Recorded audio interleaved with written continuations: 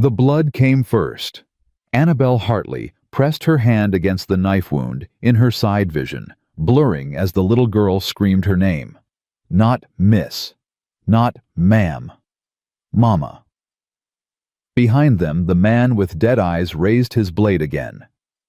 She'd come to Montana as the wrong bride, to the wrong ranch meant for a man who didn't exist. But this child, this silent, broken child who hadn't spoken in 3 years, had called her Mama. And Annabelle would die before she let anyone take that away. But let's go back to where it started.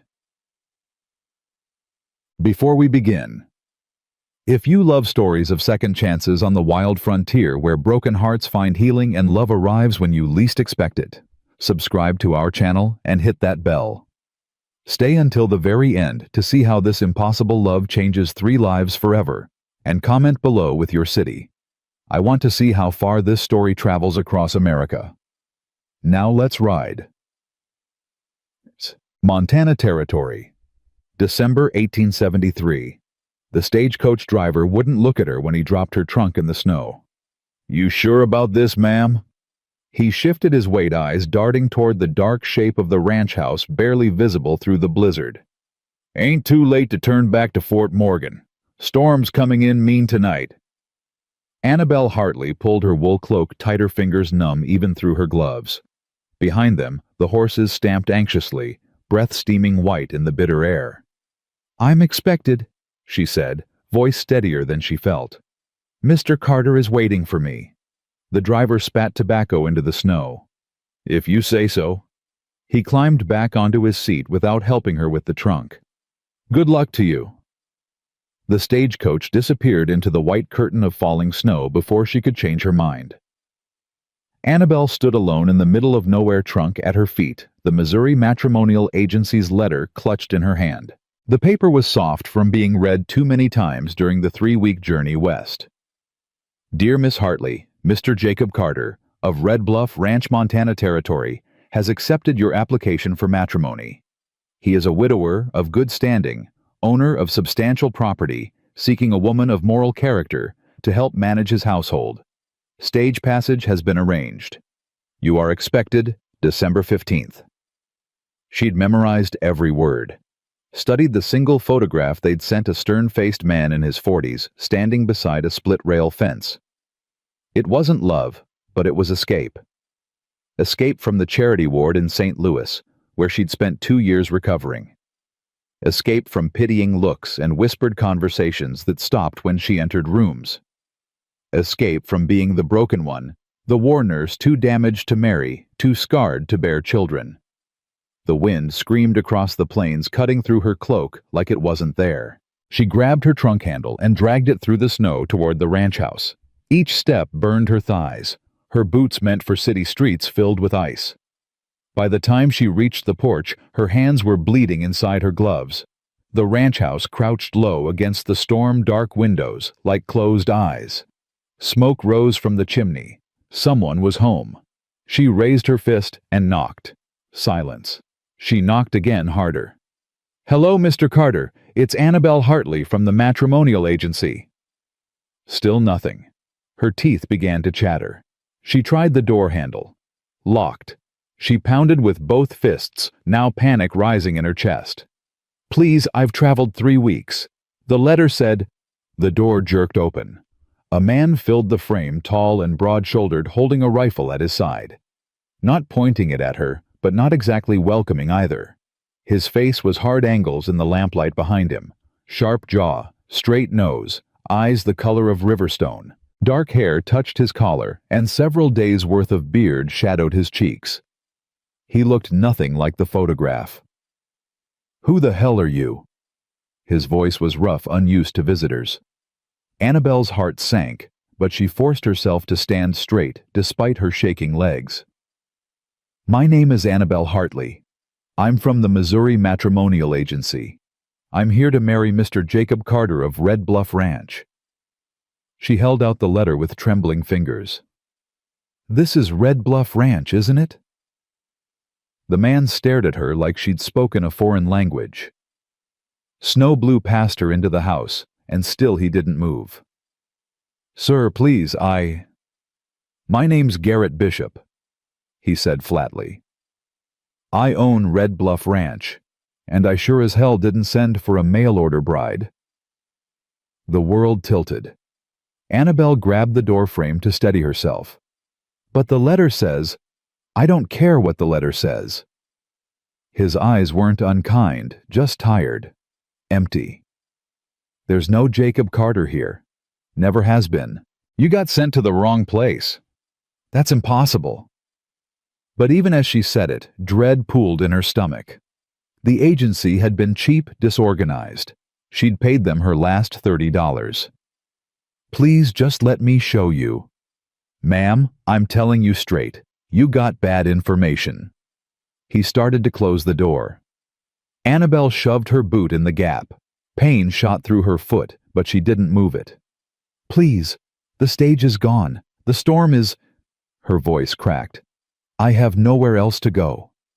Something flickered across his face. Not pity exactly. Maybe recognition of a fellow survivor. He looked past her at the swirling snow jaw working. Then he stepped back. One night. You sleep in the spare room and come morning I take you back to Fort Morgan, where you can sort this mess out. Understood? Yes, thank you. Don't thank me yet. He turned and walked into the house, leaving the door open. Annabelle grabbed her trunk and dragged it inside, relief flooding through her so intensely her knees nearly buckled. The door closed behind her, shutting out the wind's howl, and the sudden warmth made her skin burn. The main room was sparse but clean. A stone fireplace dominated one wall, flames crackling. Simple furniture, a table, chairs, a worn sofa. Braided rugs on the floor.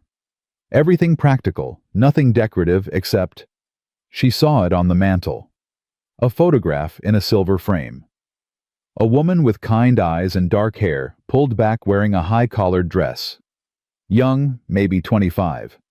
Pretty. Beside the photograph sat a child's rag doll with button eyes. My wife died 4 years ago. Garrett's voice came from behind her, flat and matter-of-fact. You can have her room. Down the hall, last door. Annabelle turned. I'm so sorry for your loss.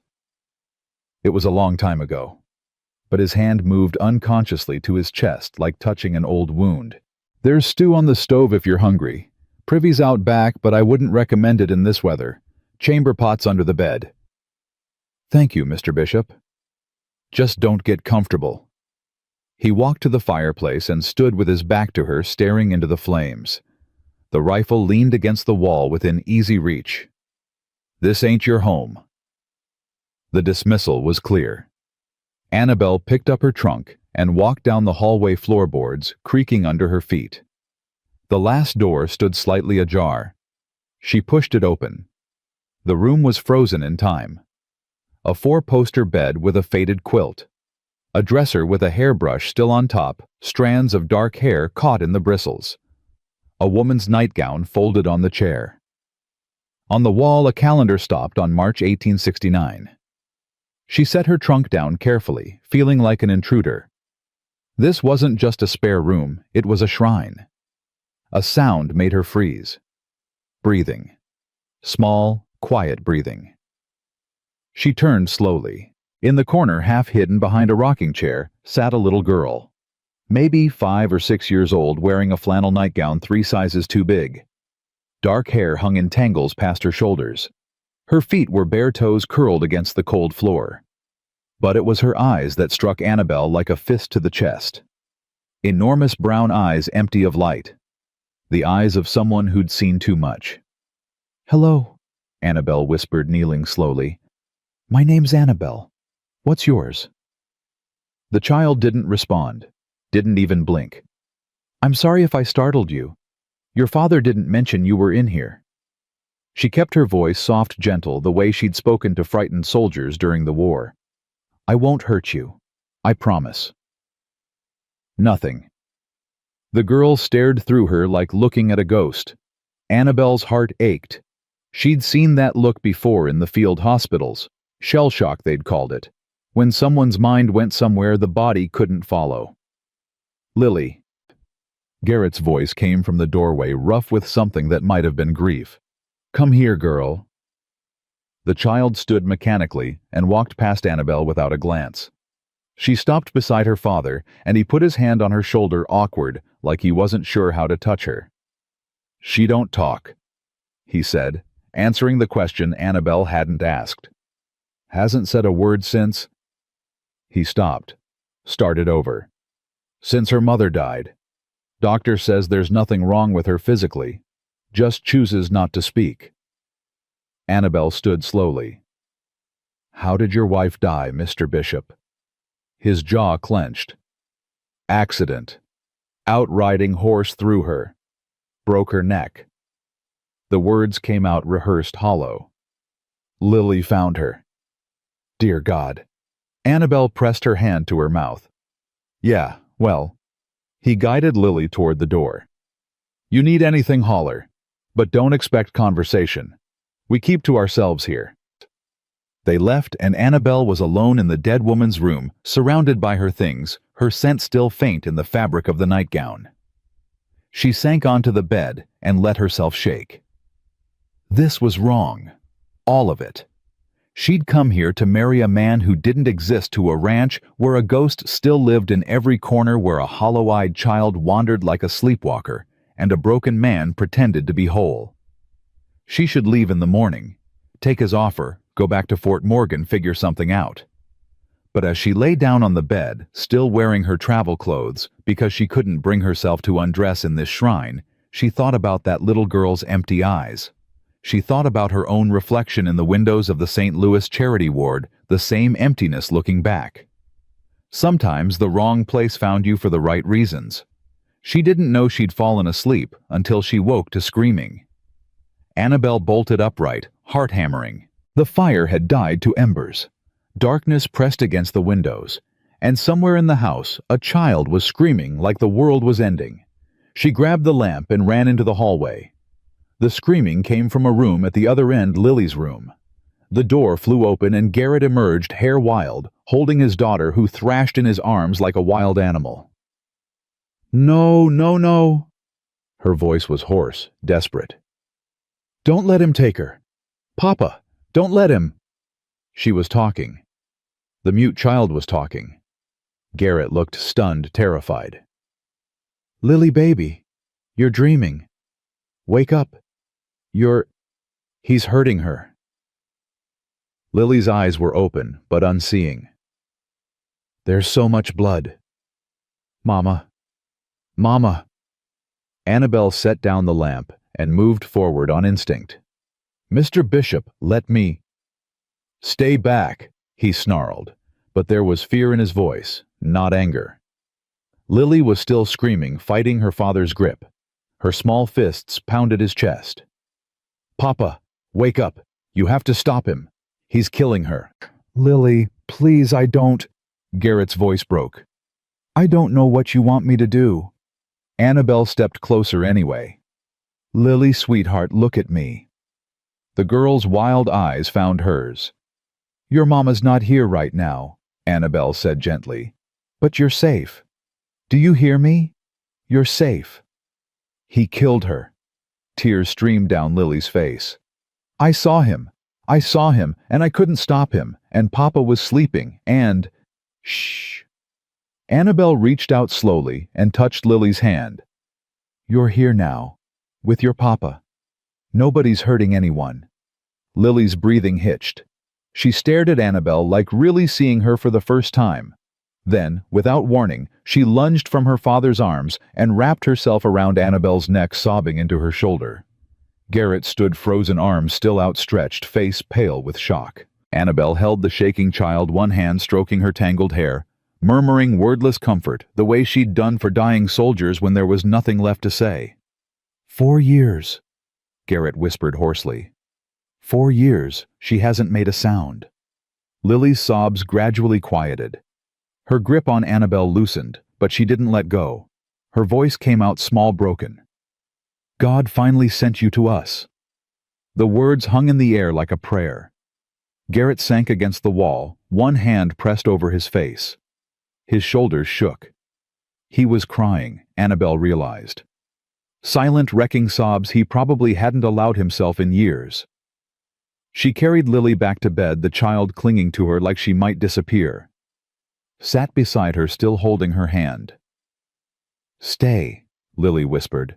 "Please stay. I'm right here." Annabelle brushed hair from the girl's forehead. "I'm not going anywhere tonight. Promise." It was cruel to promise. Cruel and stupid and impossible. She was leaving in the morning. This wasn't her life. These weren't her people. She'd been sent to the wrong ranch by mistake, and she had to fix it. Had to, I promise. Lily's eyes drifted closed. Her breathing evened out. Within minutes, she was asleep, one small hand still gripping Annabelle's sleeve. Garrett appeared in the doorway, eyes red-rimmed but dry now. He looked at his daughter, then at Annabelle. What did she mean? His voice was barely audible. About someone killing her mother. About me sleeping. I don't know. But a chill ran down Annabelle's spine. Mr. Bishop, how much do you remember from the night your wife died? His face went blank. Then something flickered behind his eyes, panic maybe, or recognition. I remember going to bed and waking up with the sheriff pounding on the door, telling me they'd found Sarah's body by the creek, her horse grazing nearby. He swallowed hard. They said she must have been thrown, landed wrong. Do you remember anything in between? No. He looked away. I'd been drinking. I drank a lot back then. Sometimes I'd black out, wake up the next morning with hours just gone. Annabelle's stomach tightened. And you don't find that strange? That you don't remember anything from the night your wife died? I've spent 4 years trying not to think about it. His voice turned hard. What are you suggesting? Nothing. I'm just... She looked down at Lily's sleeping face. Your daughter said things, in her nightmare. Things that sounded like memories, not dreams. She was 5 years old. She saw her mother dead, and it broke something in her mind. But he didn't sound convinced. Kids mix up dreams and reality. Maybe. Annabelle gently disentangled herself from Lily's grip, pulling the quilt up to the girl's chin. Or maybe she saw something nobody wanted to believe. She walked past Garrett into the hallway. He followed, closing Lily's door softly behind them. You should get some sleep, he said. We'll talk in the morning. Will we? She turned to face him. Because I think you've spent 4 years not talking, not asking questions, not letting yourself remember. His jaw clenched. You don't know me. No, but I know what it looks like when someone's running from the truth. She'd seen it in the mirror often enough. Your daughter just spoke for the first time in 4 years, Mr. Bishop. She spoke about her mother being killed. Don't you think that deserves more than pretending it was just a nightmare? For a long moment he just stared at her. The lamplight carved shadows under his eyes, making him look years older. Get some sleep, Miss Hartley, he finally said. Come morning, I'm taking you to Fort Morgan like we agreed. Whatever you think you heard tonight, it ain't your concern. He walked back to his room and shut the door. Annabelle stood alone in the dark hallway, Lily's words echoing in her mind. He killed her. I saw him. Papa was sleeping. She returned to the dead woman's room and sat on the bed, too wired to sleep. Outside, the storm howled. Inside, secrets pressed against the walls like living things. She hadn't come here for this. She'd come for escape, for a fresh start, for someone to tell her she was worth something despite being broken. But maybe she thought staring at the photograph on the dresser, the woman with kind eyes staring back. Maybe God did send people to the wrong places sometimes. Maybe wrong was exactly where they needed to be. When morning came, the storm hadn't broken. If anything, it had gotten worse. Snow piled against the windows in drifts taller than a man. The wind screamed like something alive and angry. Annabelle woke to the smell of coffee and frying bacon. She dressed quickly in the same travel clothes, ran her fingers through her hair, and ventured into the main room. Garrett stood at the stove, back rigid, stirring something in a cast-iron pan. He didn't turn when she entered. "Coffee's on the table," he said. "Food'll be ready in a minute." "Thank you."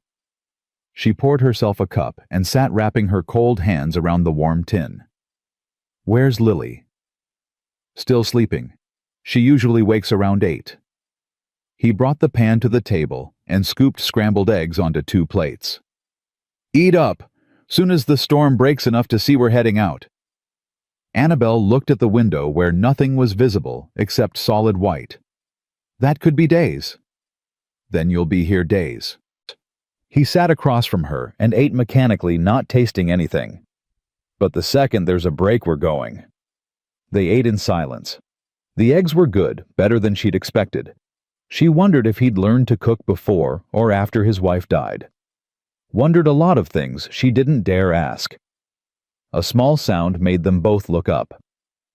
Lily stood in the hallway wearing the same oversized nightgown, hair even wilder than last night. She stared at Annabelle with those enormous brown eyes. Then she walked straight to her, climbed into her lap like it was the most natural thing in the world, and buried her face in Annabelle's shoulder. Garrett's fork clattered to his plate. "Lily," he said carefully. "What are you doing?"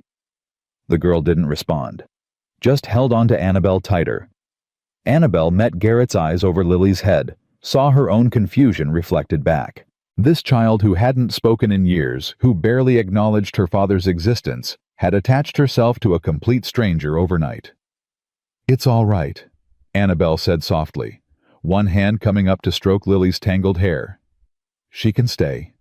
"No," Garrett stood abruptly. "Lily, come here. You need to eat breakfast." Lily shook her head against Annabelle's shoulder. "Lily Marie Bishop," I said. "Don't make her go."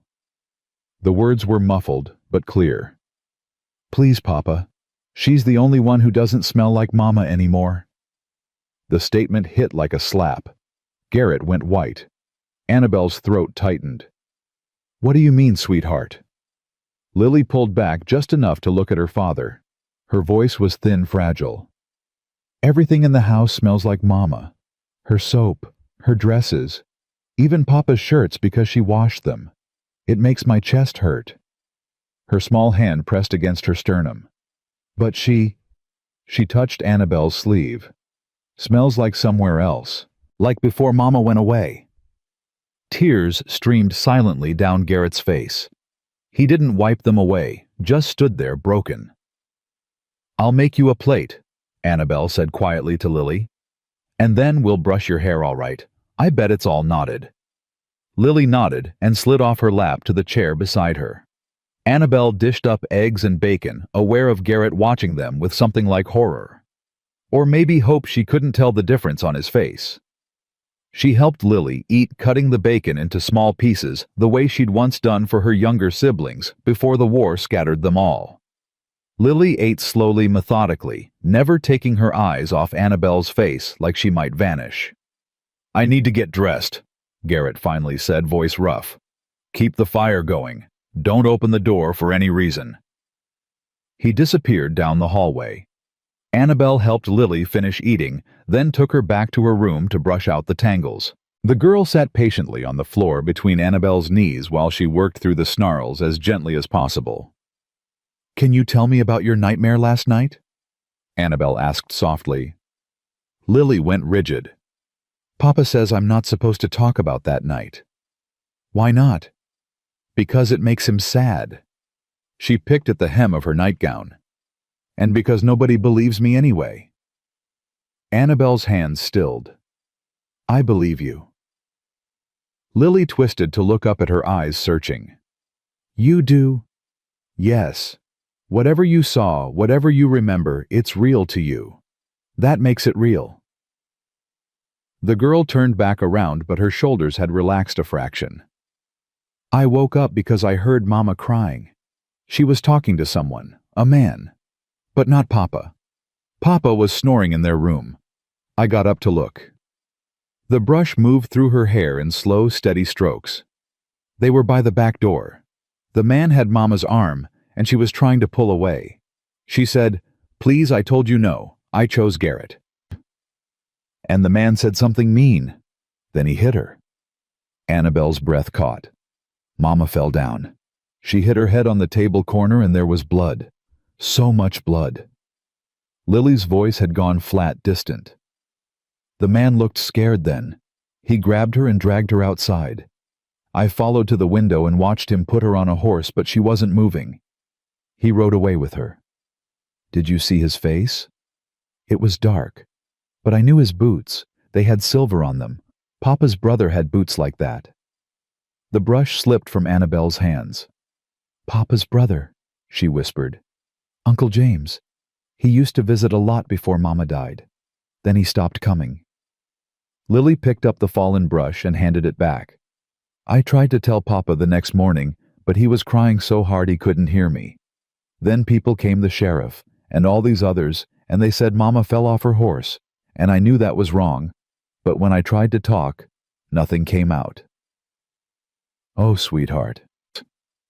And then Papa sold all Mama's things, except what's in that room, and he stopped talking to Uncle James, and everyone said I was sick in the head, so I should stay quiet. She turned around again, eyes fierce despite the tears. But I'm not sick. I remember everything.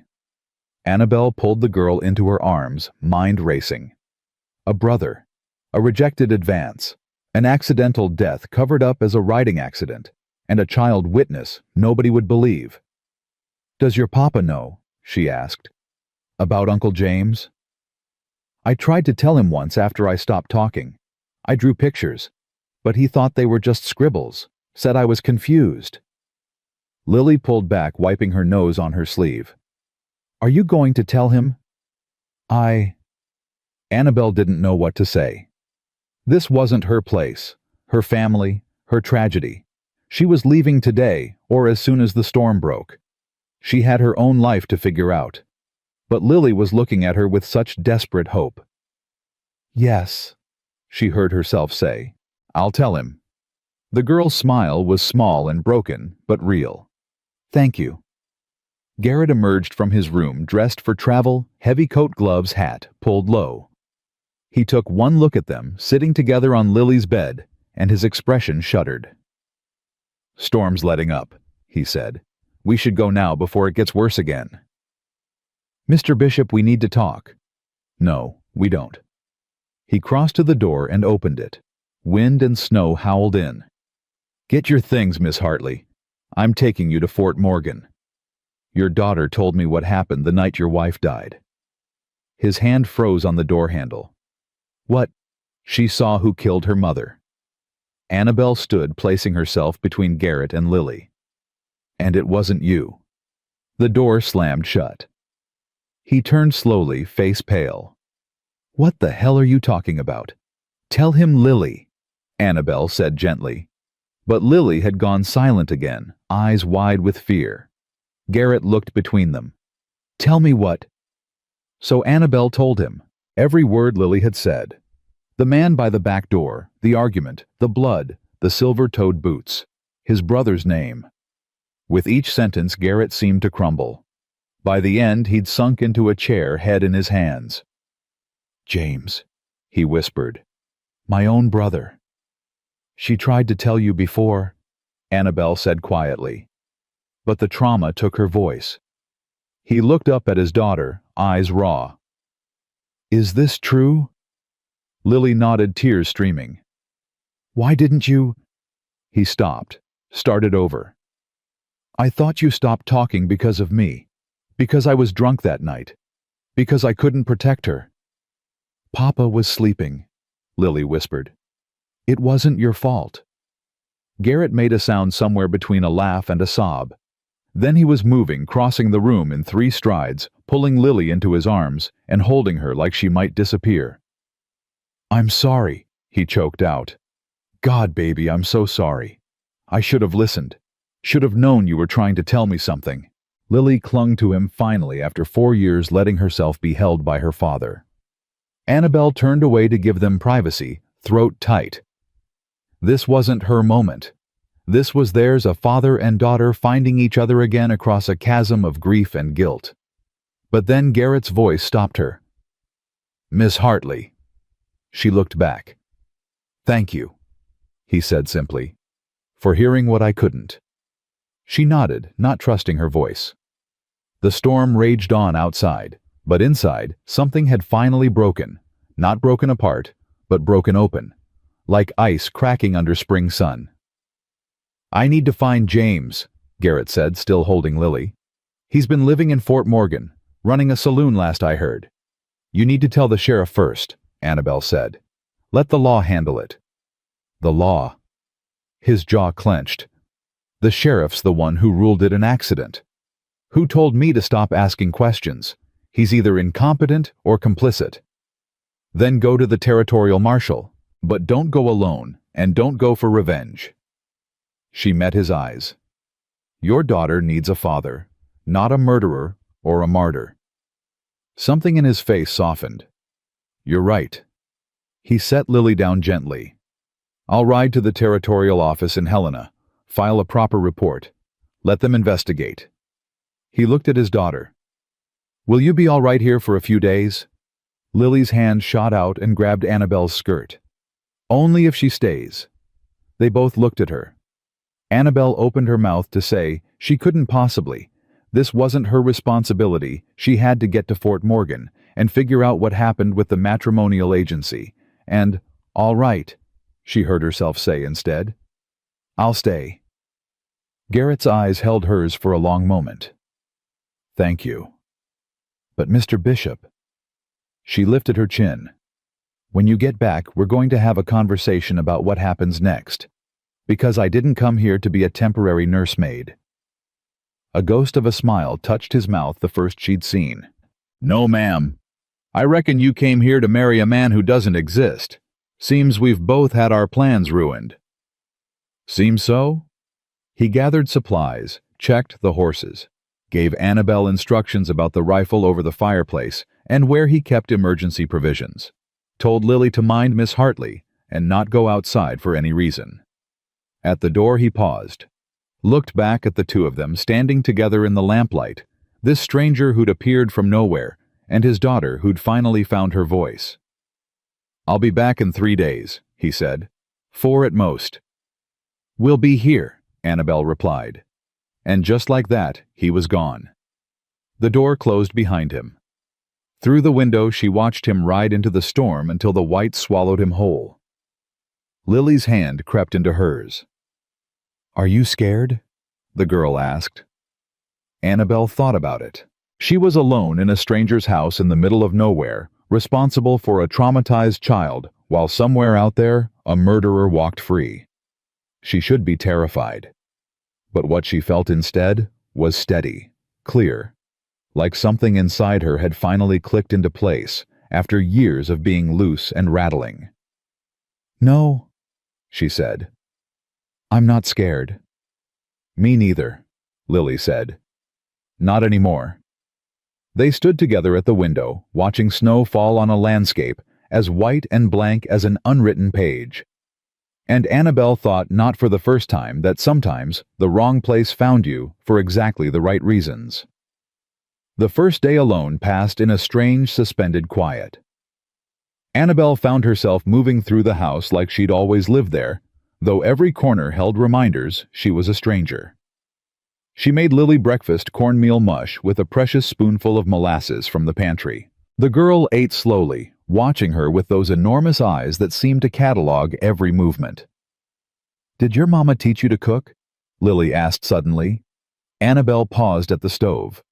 "My mama died when I was 12. Cholera took half our town that year." She stirred the pot without looking up. "After that, it was just me and my 3 younger brothers. I learned to cook because someone had to." "Where are your brothers now?" "Scattered." The word tasted bitter. "Thomas died at Shiloh. Robert made it through the war but went west to California, haven't heard from him in 2 years. And Samuel?" She swallowed hard. "Samuel came home different. Couldn't stand to be inside buildings. Last I knew, he was trapping somewhere in the Rockies." Lily pushed her spoon through the mush. "So you're alone too?" "Yes, sweetheart. I'm alone too." "Not anymore," Lily said quietly. "Now you have me." Annabelle's throat closed. She turned away, blinking hard, and carried her bowl to the window where she could compose herself. Outside, snow still fell, but gentler now. The storm had exhausted itself into something softer. "Tell me about your mama," she said, changing the subject. "What was she like?" Lily's face brightened. She sang all the time. Even when she was doing wash or cooking, she'd sing these old songs from when she was little in Kentucky. Papa used to say she could make even Monday mornings feel like Christmas. "She sounds wonderful." She was. Lily got up and brought her empty bowl to the basin. "She taught me how to make biscuits, but I can't remember the recipe anymore. I tried once after she died, and they came out hard as rocks. Papa ate them anyway, and said they were good, but I knew he was lying." Annabelle smiled. "Well, maybe we can figure it out together. I'm pretty good with biscuits." "Really?" Hope lit up the girl's face. "Today?" "Why not? We've got flour and lard. Might as well put them to use." They spent the morning in the kitchen, Lily standing on a chair beside the counter, while Annabelle measured and mixed. The girl's small hands worked the dough with fierce concentration, tongue poking out between her teeth. "My mama used to say, you can tell a lot about a person by how they make biscuits," Lily said, punching the dough harder than necessary. "Gentle hands make gentle biscuits. Angry hands make tough ones." "What kind of hands did your mama have?" "Gentle. Always gentle." Lily's punching slowed. "Even when she was sad, she was gentle." "Was she sad a lot?" The girl's hands stilled completely. "After Uncle James started coming around more, yeah.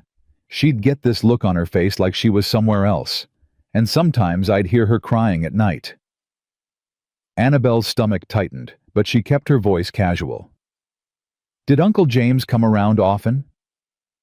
"Every week almost. He'd bring Papa whiskey, and they'd sit up late talking. But sometimes when Papa fell asleep, Uncle James would stay. And Mama would go outside with him, and when she came back in, her face would be all red and her hands would shake." "Did you tell your Papa about that?" "I tried once, but Uncle James heard me and said I was making up stories for attention. Papa believed him." Lily looked up, eyes fierce. "But I wasn't lying." "I know you weren't." Annabelle covered the girl's flour-dusted hands with her own. "Sometimes adults are very good at not seeing what they don't want to see." They shaped the biscuits in silence and slid them into the oven. While they baked, Annabelle heated water for laundry. She'd noticed Lily only had 2 dresses, the nightgown she'd been wearing, and a faded blue calico that hung in the wardrobe, both filthy with months of neglect. "When's the last time you had a proper bath?" she asked. Lily shrugged. "Papa tries sometimes, but I don't like it.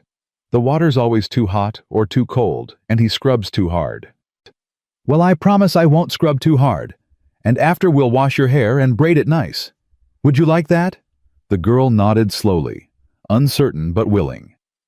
Annabelle dragged the tin tub in from the back porch and positioned it near the fire.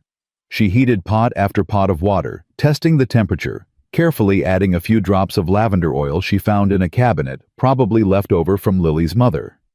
Getting the girl undressed required patience. Lily was shy, folding her arms across her thin chest, clearly unused to being cared for this way. But Annabelle kept up a steady stream of gentle talk, and eventually Lily stepped into the tub. The water turned gray almost immediately. "Lord child," Annabelle murmured, "when did you last see soap?" "I don't remember." She worked carefully, gently, the way she'd bathed wounded soldiers, who flinched at every touch. Lily gradually relaxed, tilting her head back, when Annabelle washed her hair, even closing her eyes. "My mama used to sing while she washed my hair," Lily said softly. "What did she sing?" "Barbary Allen. Do you know it?" Annabelle did.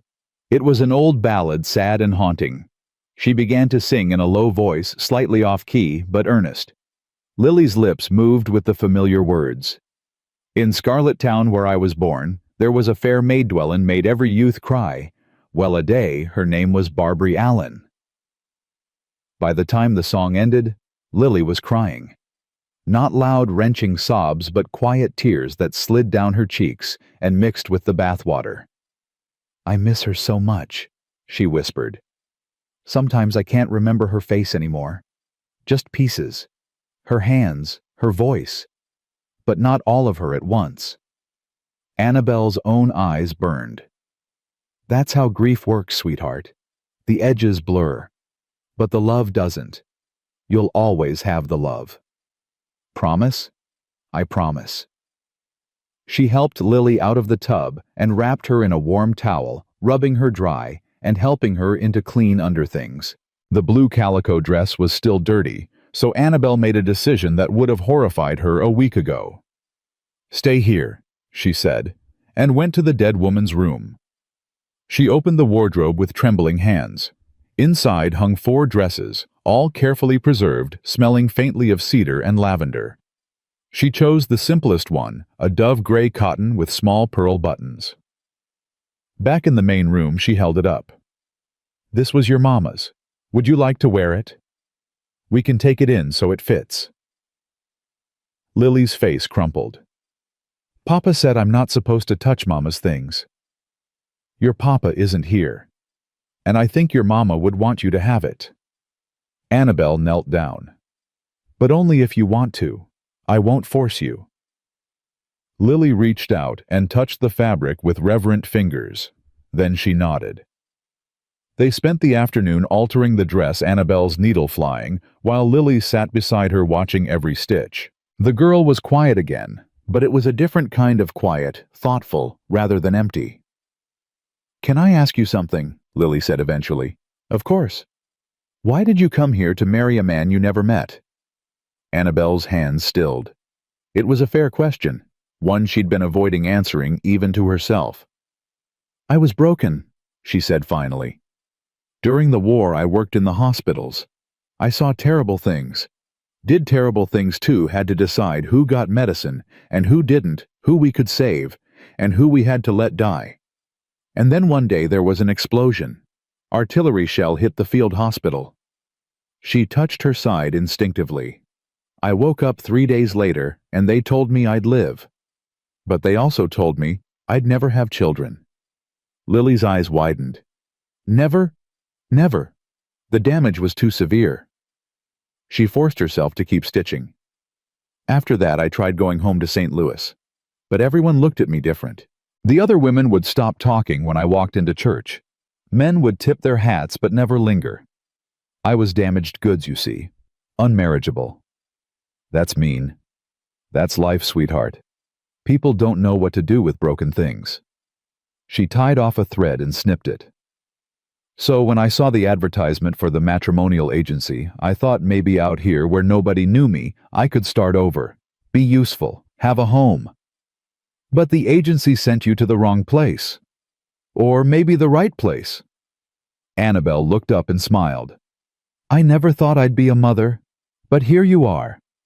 Lily launched herself at Annabelle, arms wrapping tight around her neck. The dress fell forgotten to the floor. "You're not broken," Lily whispered fiercely. "You're the best person I ever met." Annabelle held her close, breathing in the lavender scent of her clean hair, and thought maybe, just maybe, the girl was right. That night, after Lily was asleep in her altered dress, Annabelle sat by the fire and allowed herself to think about Garrett Bishop. He'd ridden into a storm to report his own brother for murder, left his daughter with a stranger because that stranger had done what he couldn't listened. There was strength in that, and a kind of brokenness that matched her own. She wondered what he'd been like before the whiskey, before the grief. Wondered what it would be like to see him smile genuinely without the weight of 4 years' guilt pressing down. Then she shook her head. Foolish thoughts. She was here temporarily. Once Garrett returned and the law got involved, she'd still need to find her way to Fort Morgan, figure out what happened with the matrimonial agency, make a new plan. This wasn't her life. These weren't her people. Except Lily's small hand in hers had felt like coming home in a way nothing else ever had. She was still sitting there staring into the embers when she heard the sound. Horses. Multiple horses moving fast. Annabelle grabbed the rifle from above the mantel and checked that it was loaded, Garrett had shown her before he left. Her hands shook, but her voice was steady when she called out, "Lily, stay in your room. Don't come out no matter what." She positioned herself at the window rifle ready and watched 3 riders emerge from the darkness. The lead rider dismounted, and lamplight from the porch caught his face. Younger than Garrett, with the same sharp jaw but a softer mouth. Handsome in a way that probably charmed saloon girls and fooled decent women. Silver-toed boots flashed as he walked toward the door. James Bishop had come home. Annabelle's heart hammered. She checked the rifle again, made sure the door was barred, and waited. The knock was polite, almost friendly. "Garrett, you in there? It's James." She said nothing. "Look, I know we haven't talked in a while, but I heard some disturbing rumors in town about you asking questions. Figured we should clear the air, brother to brother." Still she stayed silent. "Come on now. Don't be childish. Let me in. It's colder than a witch's." He stopped. Tried the handle. "Garrett." One of the other riders spoke up. "Maybe he's out checking fences." "In this weather, not likely." James's voice had lost its friendly tone. "Something's wrong." Annabelle heard them moving around the house checking windows. She backed away from the door rifle trained on it, praying Lily stayed quiet. Then James's voice came from right outside the window beside her. "Well, well, looks like my brother's got himself a visitor. A lady visitor by the looks of that shadow." She froze. "Ma'am, I'm James Bishop, Garrett's brother. No need to be afraid. Just wondering where my brother's gotten to." "He's not here," she called out, keeping her voice firm. "And I'm armed." James laughed. "I don't doubt it. Garrett always kept his guns loaded. But I'm not here to cause trouble, miss. Just family business." "Then come back when your family's home." A pause. Then softer, more dangerous. "Who are you?" "None of your concern." "You're not from around here. I know everyone in the territory." His voice moved along the wall as he circled back toward the door. "You wouldn't happen to be that mail-order bride I heard about, would you? The one that got sent to the wrong ranch?" Her blood ran cold. How did he know about that? Stage driver in Fort Morgan likes to talk. James continued, answering her unspoken question. "Said he dropped a woman off here 3 days ago. Eastern lady looking to marry some farmer named Carter." He chuckled. "But there's no Carter here, just my brother. So what I'm wondering is, what's a desperate woman with nowhere else to go doing in my brother's house while he's conveniently gone?" "I'm watching his daughter," Annabelle said. "And I suggest you leave before I put a bullet in you." "Lily." James's voice sharpened. "Lily's in there with you." "She's asleep, and she's going to stay that way. I need to see her. She's my niece, for God's sake. I haven't seen her in 4 years." "And whose fault is that?" Silence. Long and thick. "Ma'am," James said slowly, "I don't know what my brother told you, but—" "He didn't tell me anything. Lily did." Another pause. When James spoke again, his voice had changed completely. Gone was the charm, the easy friendliness. What remained was cold and calculating. So the little brat finally talked. That's unfortunate. The 2 other men shifted uncomfortably. One of them spoke up. "James, what's she talking about?" "Shut up, Cole." James moved closer to the door. "Miss, I think we need to have a conversation about what exactly Lily told you." "I think we don't." Annabelle cocked the rifle, the sound sharp in the quiet. "I think you need to ride away and not come back." "Can't do that. See if Lily's been telling stories, and that's all they are, stories from a confused child. Then those stories could cause problems for me. I've built a good life in Fort Morgan. Got a business, got respect. Can't have some spinster and a crazy kid ruining that." "I'm not alone," Annabelle lied. "Garrett's in the barn. You try anything, he'll—" "Garrett's not in the barn." James's voice was utterly confident. "Garrett rode to Helena 3 days ago. I've got friends who work the roads. They saw him pass through. So it's just you and Lily in there. He paused. And my guess is, you don't actually know how to use that rifle. Annabelle's palms were sweating. He was right about Garrett, and mostly right about the rifle she'd fired one exactly twice in her life, and both times she'd missed the target. But she'd bluffed her way through worse. "Try me," she said. James laughed. "I like you, got backbone. But here's the situation, miss. I need to know what Lily said, and I need to know who else knows. And I need to make sure certain stories don't spread any further. Are you threatening a child? I'm protecting myself. There's a difference." His voice hardened. "Now open this door, or I'll kick it down." Annabelle's mind raced. The door was solid, but not solid enough to withstand 3 men. The rifle had maybe 6 shots. She was a terrible aim, and Lily was sleeping in the back room vulnerable. She needed time, needed Garrett to come back, needed anything except what was about to happen. "All right," she called out. "All right, I'll tell you what she said, but you have to promise to leave after." "That depends on what you tell me." Annabelle took a shaky breath. "She said she saw you the night her mother died. Said you and Sarah argued by the back door. Said you hit her and she fell." Silence. "She said you dragged Sarah outside and put her on a horse, made it look like a riding accident." More silence. Then James's voice, quiet and thoughtful. "Well, that's more detailed than I expected. So it's true. My sister-in-law was a beautiful woman, wasted on my brother who was drunk more often than sober. I offered her a better life. She refused, got hysterical." He said it like explaining something obvious. "What happened was an accident. I never meant for her to die." "But you covered it up. Let your brother think he was responsible." "Garrett was too drunk to know better, and honestly, part of me figured he deserved the guilt. If he'd been a better husband, Sarah might have said yes when I asked her to run away with me." One of the other men swore softly. "Jesus Christ, James. You killed your brother's wife." "It was an accident, Cole. Keep up." James's footsteps moved away from the door. "But now we've got a problem. This woman knows, Lily knows, and apparently Garrett's riding to Helena to file some kind of report." "We should go," the third man said nervously. "This is bad, James. This is murder. Manslaughter at worst, and only if anyone believes a traumatized 6-year-old over me." James was quiet for a moment.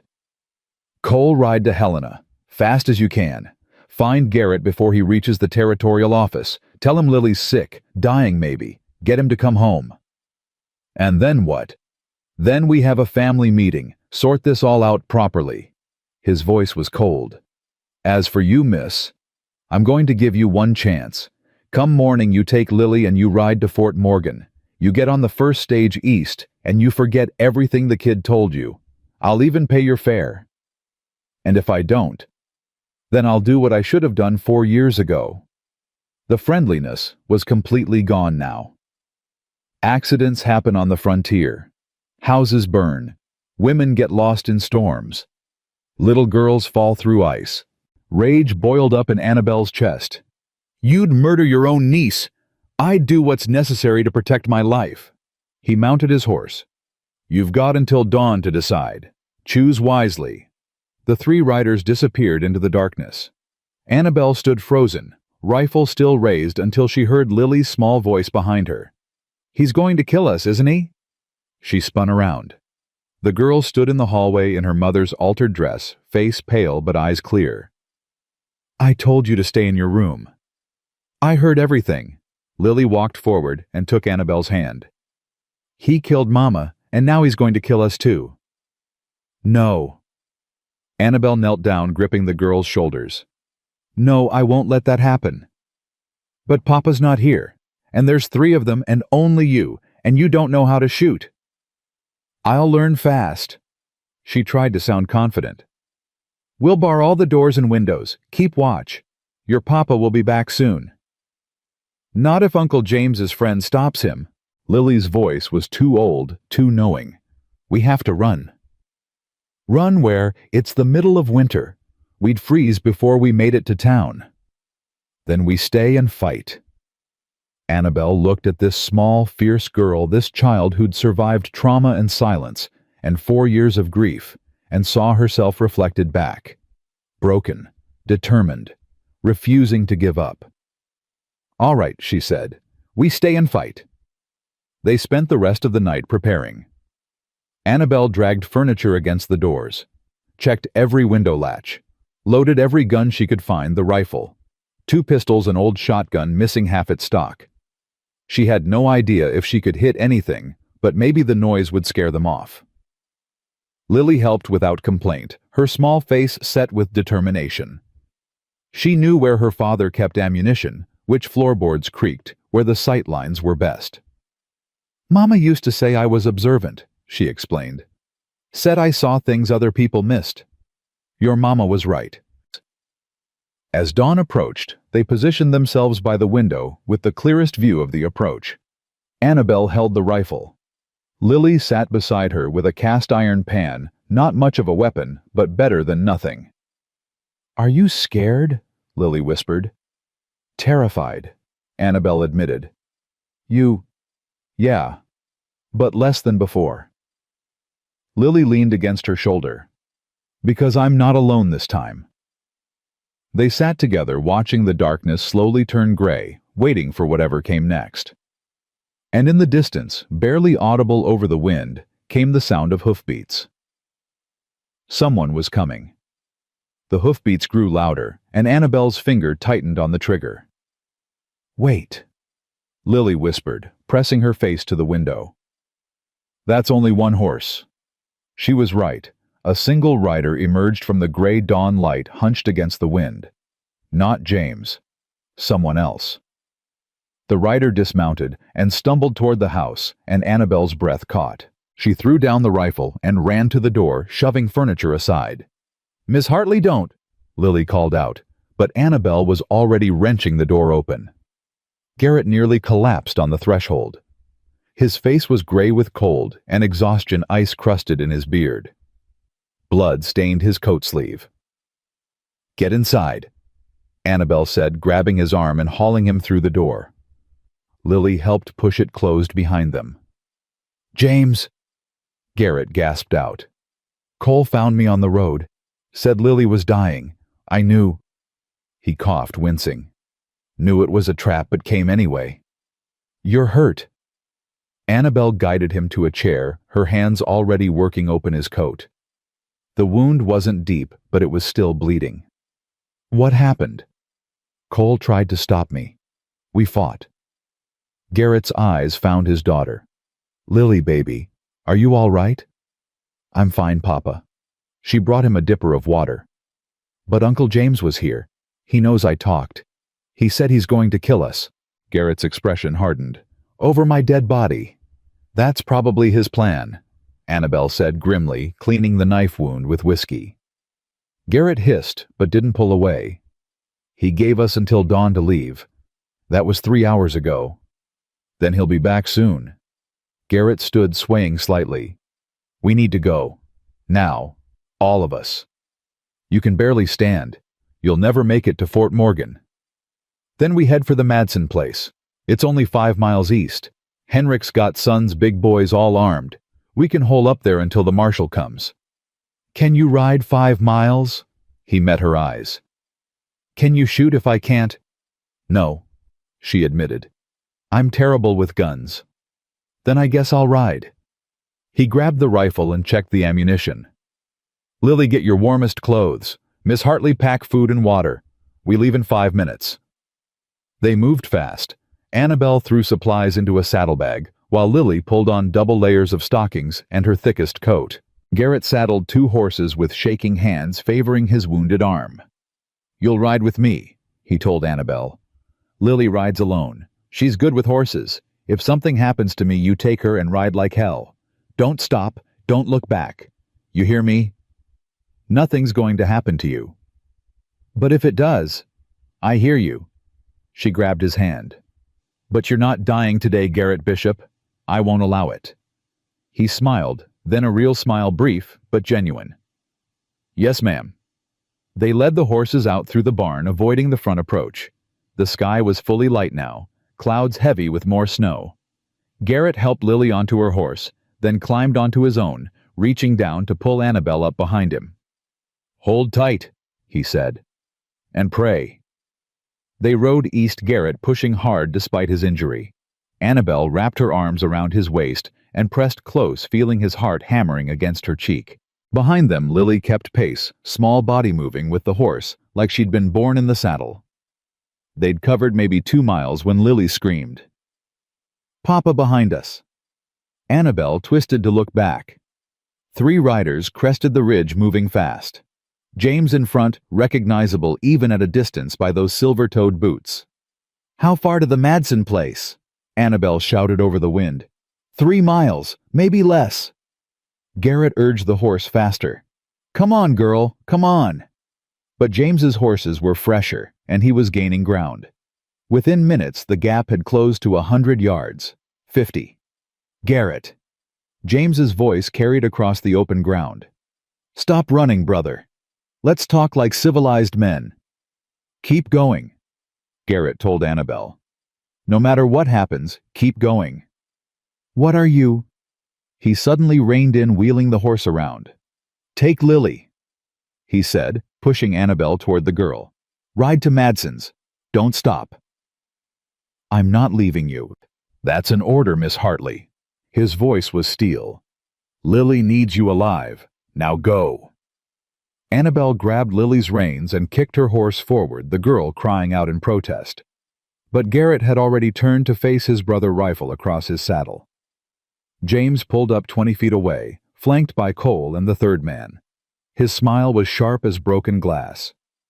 "This is foolish, Garrett. You're wounded and outnumbered. Just give us the woman and the child. Let them go back east where they belong, and we can forget this whole misunderstanding." "Misunderstanding?" Garrett's voice shook with rage. "You killed my wife." "Sarah's death was an accident. A tragedy, yes, but not murder." James spread his hands reasonably. "I loved her, Garrett. I wanted to give her a better life than you could. She refused. We argued. She fell. That's all. You let me think it was my fault for 4 years. You were drunk. You barely knew which way was up. What good would the truth have done?" James's voice turned cold. "Besides, you deserved to suffer. You had everything: the ranch, the beautiful wife, the daughter, and you threw it away for whiskey. Sarah deserved better. So you killed her. It was an accident." James's patience was fraying. "But now you're making it a problem. Riding to Helena, filling that little brat's head with accusations." Garrett's rifle came up in one smooth motion. "Don't call my daughter a brat." James didn't flinch. "Shoot me, and Cole will drop you before you can work the bolt. Then who protects Lily?" "Maybe I don't care. Maybe taking you down is enough." "You care. That's always been your weakness, brother. You care too damn much." James edged his horse forward. "Here's what's going to happen. You're going to lower that rifle. We're going to ride to your ranch and have a civilized conversation about how to handle this situation quietly. No marshals, no public scandal. Just family business." "No." "Garrett, be reasonable." "I said no." Garrett's voice was quiet but absolute. "You're going to turn around and ride to Fort Morgan. You're going to confess to the sheriff. And you're going to let the law decide what happens next." James laughed, but there was no humor in it. The law's been paid off for years, brother. Why do you think they ruled Sarah's death an accident so quickly? I made sure of it." The admission hung in the cold air like smoke. "Then I'll take you to Helena myself," Garrett said, "at gunpoint if necessary." "You're not taking me anywhere." James's hand dropped to his hip, and suddenly there was a pistol in his grip. Cole grabbed the woman and kid. They couldn't have gotten far. Cole hesitated. "James, I didn't sign up for this. Covering up an accident's one thing, but threatening a child. Do it." Cole looked between the brothers, conflict clear on his face. Then he slowly shook his head. No, I'm out. This is too far. James's face went purple with rage. You spineless! The third man spoke up, voice shaking. I'm with Cole. This ain't right, James. None of it. Fine. James's voice went deadly quiet. Go. But if either of you talk, I'll make sure you hang right alongside me. Understood. The two men turned their horses and rode away without looking back. Now it was just the brothers alone on the frozen plain, guns drawn. Last chance, Garrett. Right away. Take your girls and disappear. I'll leave you alone. You have my word. Your word's worthless. Garrett's aim never wavered. Drop the gun, James. Can't do that. Then I guess we're doing this. For a long moment, neither moved. The wind whistled through the space between them. Somewhere in the distance a crow called. Then James fired. The shot went wide intentionally, Annabelle realized later. A warning. But Garrett's horse spooked rearing. Garrett fought to stay mounted, his wounded arm giving out, and he tumbled sideways into the snow. The rifle fell from his grip. James was on him in seconds, pistol aimed at his brother's head. Sorry, Garrett. I really am, but I can't let you ruin my life over ancient history. James, don't. Give Sarah my regards when you see her. The gunshot echoed across the empty land. But it wasn't James's gun that fired. He staggered backward, eyes wide with shock, blood spreading across his chest. His pistol dropped from nerveless fingers. He turned slowly, and there 50 feet away, still mounted, was Annabelle Hartley, holding Garrett's rifle with shaking hands. You said you couldn't shoot, James gasped. I lied. Her voice was steady, even though her hands weren't. Now get on your horse and ride to town. The marshal's already on his way from Helena. Garrett sent a telegram before he left. This is over, James. You killed me. No, I shot you in the shoulder. But I'll aim for your heart if you don't move. She worked the bolt, chambering another round. Go. James looked at his brother, still lying in the snow, staring up at them both in disbelief. Then he looked at Annabelle, this woman who'd appeared from nowhere and destroyed everything. This isn't over, he said, climbing shakily onto his horse. Yes, Garrett said, finally finding his voice. It is. James rode away, hunched over his saddle, leaving a trail of blood drops in the snow. Annabelle dropped the rifle and slid off her horse legs, nearly giving out. Lily was suddenly there, catching her small arms, impossibly strong. You saved him, the girl whispered. You saved Papa. Garrett stood brushing snow from his coat and walked to them. He looked at Annabelle like seeing her for the first time. You said you couldn't shoot. I've shot twice in my life. Both times I missed the target. She was shaking harder now, the shock setting in. I guess the third time's the charm? You could have killed him. I know. Her voice broke. I aimed for his shoulder. I couldn't. Garrett pulled her into his arms, holding her tight while she shook apart. Over her head, his hand found Lily's, and the three of them stood together in the snow, bound by violence and survival, and something deeper than blood. Thank you, Garrett said into her hair. For my life, for my daughter, for everything. Annabelle couldn't answer, could only hold on and let herself be held. The marshal arrived that afternoon with 4 deputies. They found James Bishop collapsed on the road 2 miles from Fort Morgan, half dead from blood loss and shock. Cole and the third man, whose name turned out to be Warren, had already confessed everything to the sheriff, who'd finally grown a conscience when faced with 2 witnesses. The story unraveled quickly after that. The bribed sheriff was arrested. James's saloon was searched, revealing ledgers that documented his payoffs and threats. And in Sarah Bishop's grave, when they finally exhumed the body, the coroner found injuries consistent with a fall, but also defensive wounds on her arms that told the real story. Garrett had to tell it all 3 times, once to the marshal, once to the territorial judge, who arrived from Helena, and once more at James's trial 2 months later. Each time his voice stayed steady. Each time Lily sat beside him, small hand in his, and corroborated every word.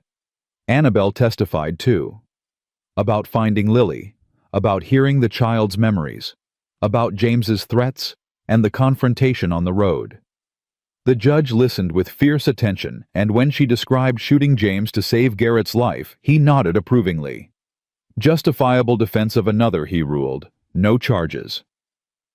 James Bishop was sentenced to 20 years hard labor for manslaughter and conspiracy. He'd be an old man when he got out if he survived that long, but all of that came later. For now, in the immediate aftermath, Garrett took them to the Madsen farm as planned.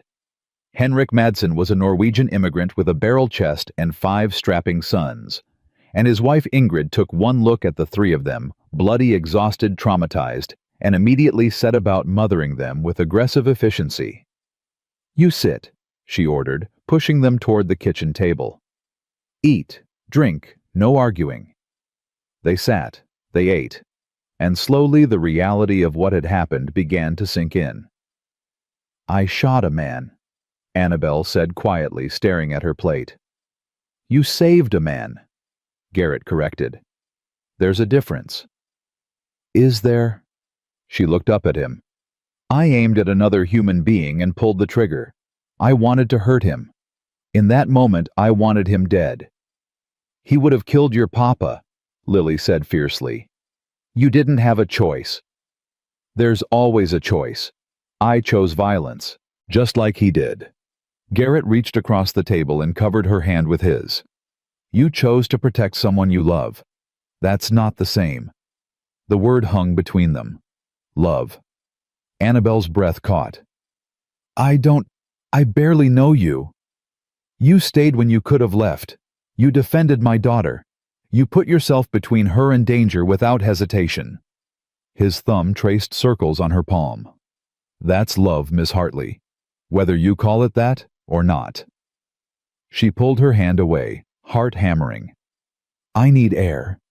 She walked out onto the Madsens' porch and stood in the cold arms wrapped around herself.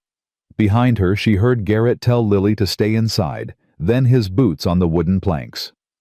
"I'm sorry," he said. "I shouldn't have said that. You've been through enough without me pushing. I can't have children." The words burst out of her.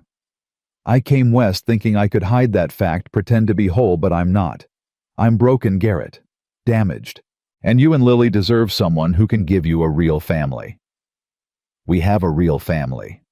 He moved to stand beside her, not touching, just present. "A father who failed his wife. A child who went silent for 4 years. And a woman who survived a war and kept her humanity. That's what real looks like. Broken pieces that somehow fit together." Lily needs siblings. A normal life. Lily needs a mother who loves her. Everything else is just details. Annabelle turned to look at him. Really look. At the exhaustion carved into his face, the blood still on his coat, the way he held his wounded arm close to his body. At the hope in his eyes despite everything. "I'm scared," she whispered. "Me too." He smiled slightly. "I'm scared I'll drink again. Scared I'll fail you both. Scared that any day you'll realize you made a mistake staying here. What if we both made a mistake? Then we'll make it together." He held out his hand. "Stay Annabelle. Not as a mail-order bride or a nursemaid or anything else. Stay as yourself, as family." She stared at his outstretched hand for a long moment. Then she took it. "All right," she said. "I'll stay." From inside the house came Lily's delighted squeal, and they both realized the girl had been listening at the window. She burst through the door and threw herself at them, wrapping her arms around both their legs. "You're staying. You're really staying." Annabelle laughed, despite herself, despite everything, and felt something in her chest crack open. Not breaking, blooming, like ice giving way to spring. "I'm staying," she confirmed, looking down at this fierce, damaged, beautiful child. Then up at Garrett, who was watching her like she'd hung the moon. "We're all staying." They spent 3 days at the Madsen farm while Garrett recovered, and the legal proceedings began. Ingrid fussed over them like a mother hen, and Henrik's sons taught Lily how to play cards and carve wood. For the first time in years, the house rang with laughter. On the third night, Garrett found Annabelle sitting on the porch alone, wrapped in a borrowed shawl, watching stars emerge in the clear winter sky. "Can't sleep?" he asked. "Too much thinking." She made room for him on the bench. "Trying to figure out what happens next. We go home, rebuild, move forward. It's not that simple." "Why not?" She turned to face him. "Because I don't know how to be what you need. I don't know how to be a wife or a mother or any of it. All I know is war and loss and survival." "Then we'll learn together." He shifted closer. "Annabelle, I'm not asking you to be perfect. I'm asking you to be present, to stay even when it's hard, to choose us every day. What if some days I can't? Then we'll get through those days and find better ones." His hand found hers in the darkness. That's what families do. They endure. She leaned her head on his shoulder, feeling the solid warmth of him, the steady rise and fall of his breathing. This man who'd lived through his own hell and somehow still had room for hope. "I spent so long thinking I had to be whole to be worthy," she said quietly. "But maybe wholeness isn't about being unbroken. Maybe it's about accepting the cracks and loving anyway." "Maybe," he agreed. "Or maybe we're overthinking this." He pulled back to look at her. "You saved my life. You gave my daughter her voice back. You fit into our broken places like you were meant to be there. That's enough for me." "Is it?" Instead of answering, he kissed her. Gentle, tentative, asking permission even as he gave it. Annabelle's eyes closed, and she let herself fall into the moment, into the warmth and the tenderness and the terrifying possibility of happiness. When they pulled apart, she was crying. "I'm sorry," she whispered. "I don't know why." "It's all right." He brushed tears from her cheeks. "Let it out. You've been holding everything in for too long." So she did. She cried for the boys who died in her field hospital, for her brothers scattered to the winds, for the years she'd spent believing she was too damaged to deserve love, and finally for the woman she'd been when she stepped off that stagecoach desperate and alone and terrified who no longer existed. Garrett held her through it all, saying nothing, just present. Just there. When her tears finally slowed, she felt emptied out but lighter. Clean. "Thank you," she said. "For what?" "For seeing me. Not the broken parts or the strong parts. Just me." He kissed her forehead. "That's the only version I ever wanted." They sat together until the cold drove them inside, where Lily was curled up in front of the fire, supposedly asleep but clearly waiting for them. Her eyes opened when they entered. "Are you married yet?" she asked hopefully. Garrett laughed. "Not yet, baby girl. These things take time." "How much time?" "However much we need." He scooped her up despite his injured arm. "But when we do get married, you'll be right there with us. Does that sound good?" Lily's smile could have lit the whole territory. "Can I wear Mama's dress?" Annabelle's heart clenched. "Are you sure that dress is special?" "Mama would want me to. She always said happy things should be shared, not hidden away." Lily looked between them. "And this is happy, right?" "Yeah, sweetheart," Garrett said softly. "This is happy." They returned to the ranch a week later, after James was formally charged and the legal details were settled. The house felt different now, lighter despite the memories. Annabelle helped Garrett clean out Sarah's room properly, packing away the things that hurt and keeping the things that healed. "She'd like you," Garrett said, folding a shawl carefully. "Sarah, I mean. She always said I needed someone who wouldn't put up with my nonsense." "Did she have a lot of nonsense to put up with?" "More than my share." He smiled, but it was sad. "I wasn't a good husband. Drank too much, worked too hard, didn't talk enough. She deserved better." "You were grieving long before she died, weren't you?" Annabelle watched him closely. "The war took something from you, too." He nodded slowly. "I came back different. Saw things I can't unsee. Lost friends who were closer than brothers. And I didn't know how to live with it, so I drank. Pushed her away. Let my brother in when I should have. He stopped swallowing hard. I failed her. But you're not failing now. You're learning. Growing. That's all any of us can do. They worked in silence for a while, sorting through the physical remnants of a life cut short. When they finished, the room was no longer a shrine. It was just a room ready for whatever came next. That night, Annabelle found Lily in the kitchen, laboriously copying letters onto a slate. Her tongue poked out in concentration, small fingers gripping the chalk too tight. "What are you working on?" Annabelle asked. "Writing Mama a letter." Lily didn't look up. Mrs. Madsen said sometimes it helps to write things down even if you can't send them. Annabelle sat beside her. "What are you telling her?" "That I'm sorry I couldn't save her. And that I'm not sad anymore. Not all the time anyway." She finished a word and blew on the slate. "And that you're here now and Papa smiles again and everything's going to be all right." "Oh, sweetheart."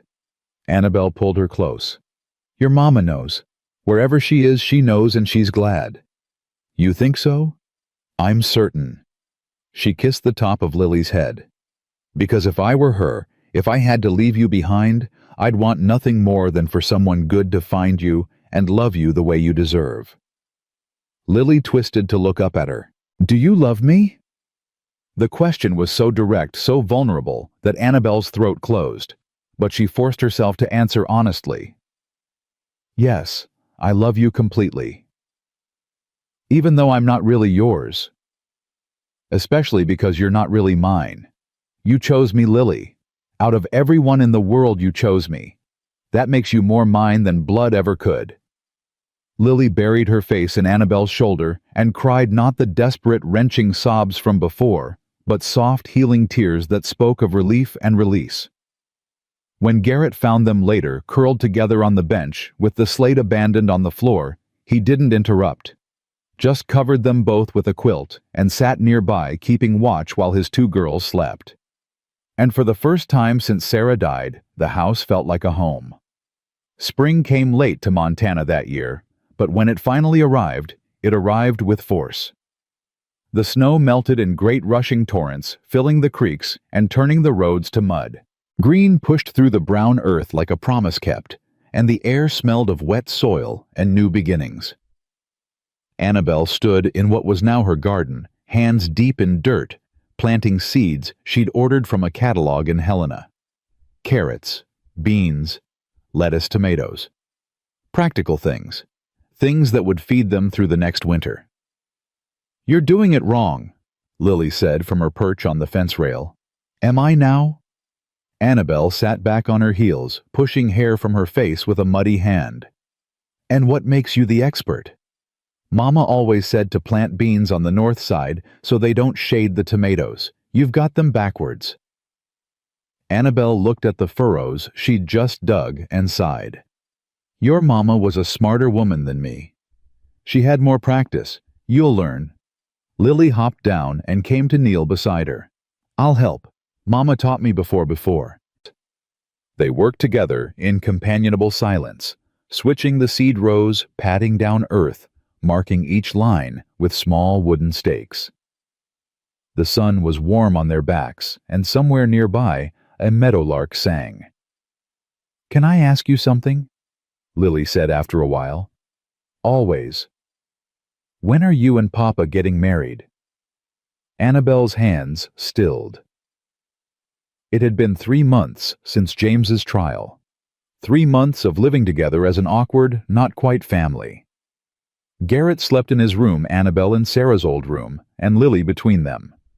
They shared meals and work, and Lily's bedtime stories, but they hadn't talked about making it official.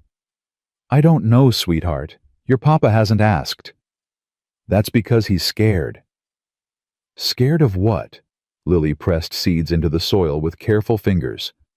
"That you'll say no. That you're only staying because you feel like you have to. That one day you'll wake up and realize you made a mistake." Annabelle's chest tightened.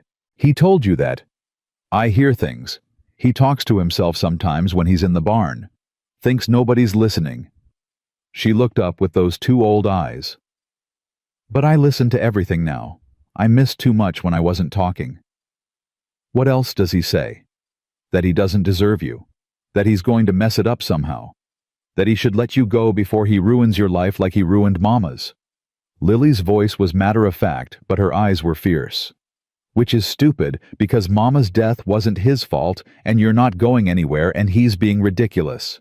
Despite everything, Annabelle laughed. You sound very certain. I am certain. You love us. I can tell. She returned to planting.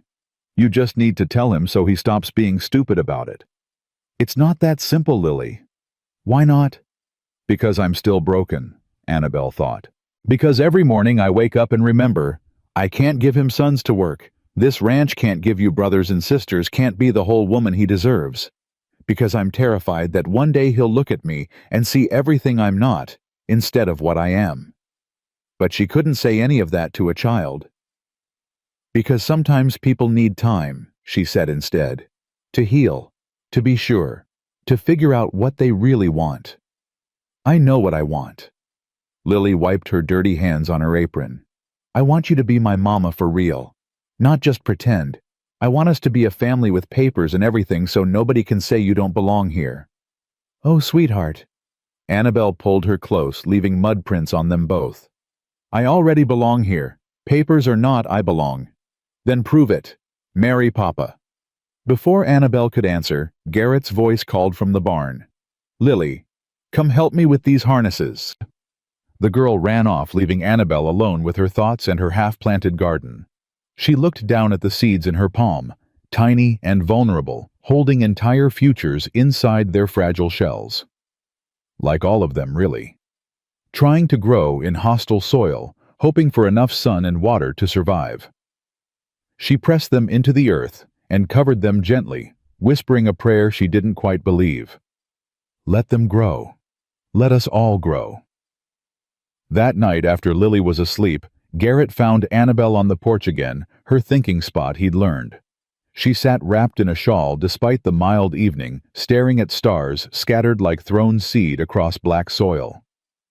Lily says I'm being stupid, he said without preamble. Annabelle smiled. She has opinions. She gets that from her mother. He sat beside her close, but not touching. She also says I need to stop acting like you're going to disappear any day now. Are you acting like that? Maybe. He rubbed his jaw. Probably. I keep waiting for the other shoe to drop, for you to realize what you signed up for and run screaming. I didn't sign up for anything. I got sent to the wrong ranch, remember? Exactly. This whole thing was a mistake from the start. You were supposed to marry some farmer named Carter, not get tangled up with a widower and his traumatized kid and a murder trial. He looked at her finally. I keep thinking any day now, you're going to wake up and want the life you planned. Not this one. Annabelle turned to face him fully. You want to know what life I planned? I planned to marry a stranger and keep house for him and be grateful he was willing to take damaged goods. I planned to hide who I really was and pretend the war didn't happen and swallow every feeling that wasn't convenient. Her voice shook slightly. That was my plan, Garrett, and I'm so damn grateful I ended up here instead. He blinked. You are? Yes, because here I don't have to hide. Here I get to be angry and scared and broken and real, and nobody tells me to smile more or try harder or get over it already. She grabbed his hand. Here I get to matter. Not because I'm useful or convenient, but because I'm me. You've always mattered. Not like this. Not in a way that feels true. She squeezed his fingers. So stop waiting for me to leave because I'm not going anywhere. I'm staying, Garrett. I'm staying and I'm planting gardens and I'm raising your daughter and I'm building a life here whether you marry me or not. His breath caught. Whether I wait, are you proposing to me? I'm telling you how it is. The rest is up to you. For a long moment, he just stared at her. Then he started laughing deep, genuine laughter that shook his shoulders and brought tears to his eyes. What's funny? Annabelle demanded. You are.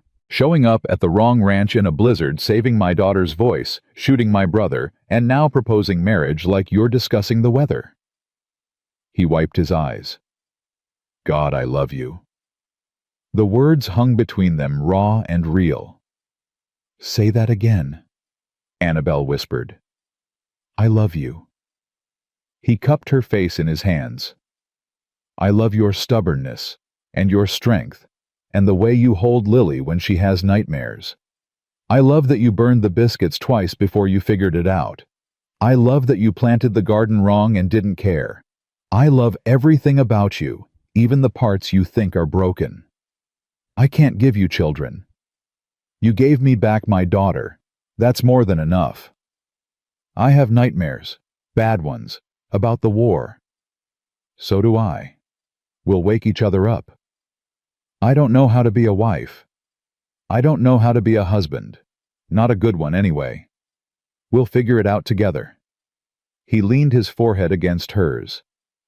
"Marry me, Annabelle. For real. Not because you have nowhere else to go, but because you want to be here. With us." She kissed him instead of answering, pouring 4 months of fear and hope and love into it. When they finally pulled apart, they were both breathing hard. "Yes," she said. "Yes, I'll marry you." From inside the house came Lily's delighted shriek. She'd been listening again, and they both laughed. "We're never going to have privacy with that child around," Garrett said. "Good." Annabelle stood and pulled him to his feet. "Let's go tell her properly."